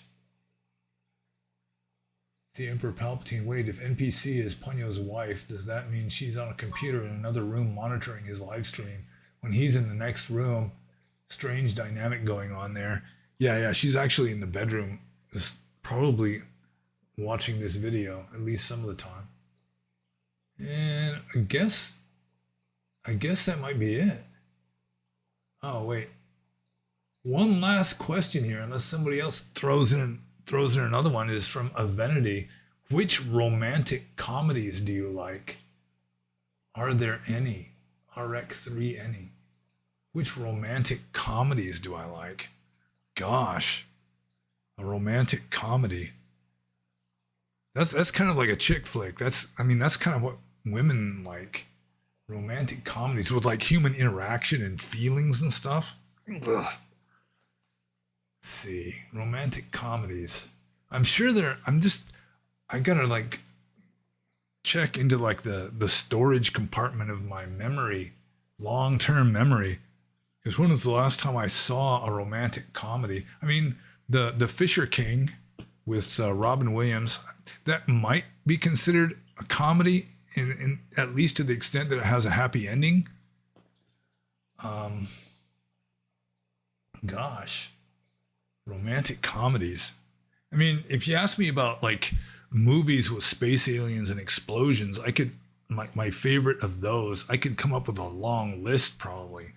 But romantic comedies, gosh. Yeah, the only one that even comes to mind is The Fisher King, which might not even qualify as a comedy because it's pretty gruesome in parts. Gosh. Romantic comedies. Rom-coms, if you will. Yeah. Well, I can't think of any other than maybe The Fisher King. Seriously, if you want to ask me about movies, space aliens and explosions are where they're at. I'm telling you. So, I guess we're done then. My golly, I have no idea how long. Oh, it's been more than 3 hours. 3 hours really flies, doesn't it? So, oh, what Trzaskis is give us some movies with explosions. Well, Alita Battle Angel is good. I mean, it's kind of even a, well, I don't know if you could call it a comedy since her boyfriend gets killed before the end of the movie. So, yeah, Alita Battle Angel is good. The Dune movies are good. Let's see, just about any science fiction movie with Tom Cruise in it is good. Like, what's the one? Edge of Tomorrow.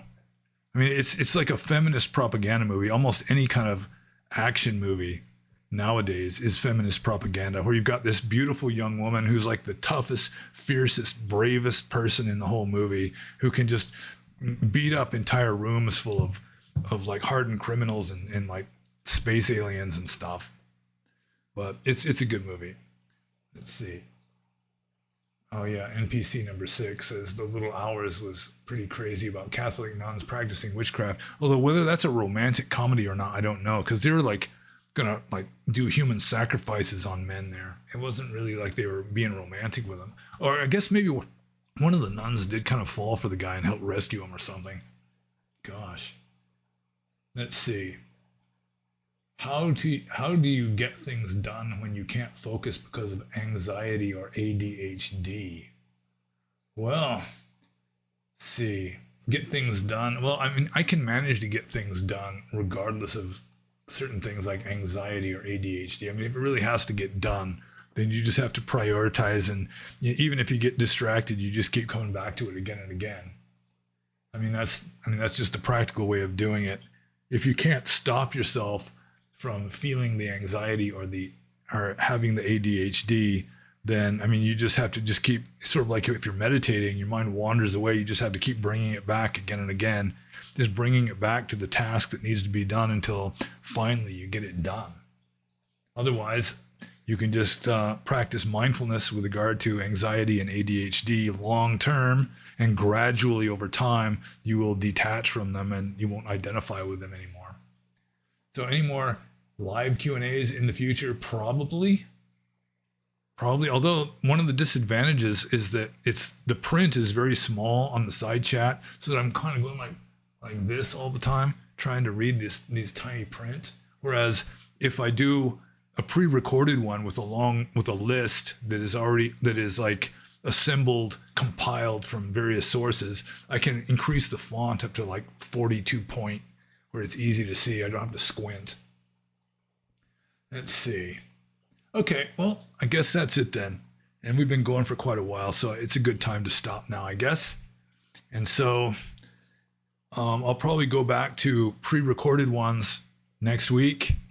And so if you have any questions about anything you think I can answer, include it in the comments, not the side chat, because the side chat, I guess, is going to get closed when I close this.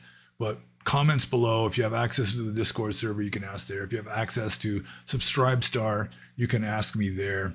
And anything you think that I can answer, especially about early Buddhism, meditation, Theravada, Orthodox Theravada, that kind of thing, then feel free to ask and be happy.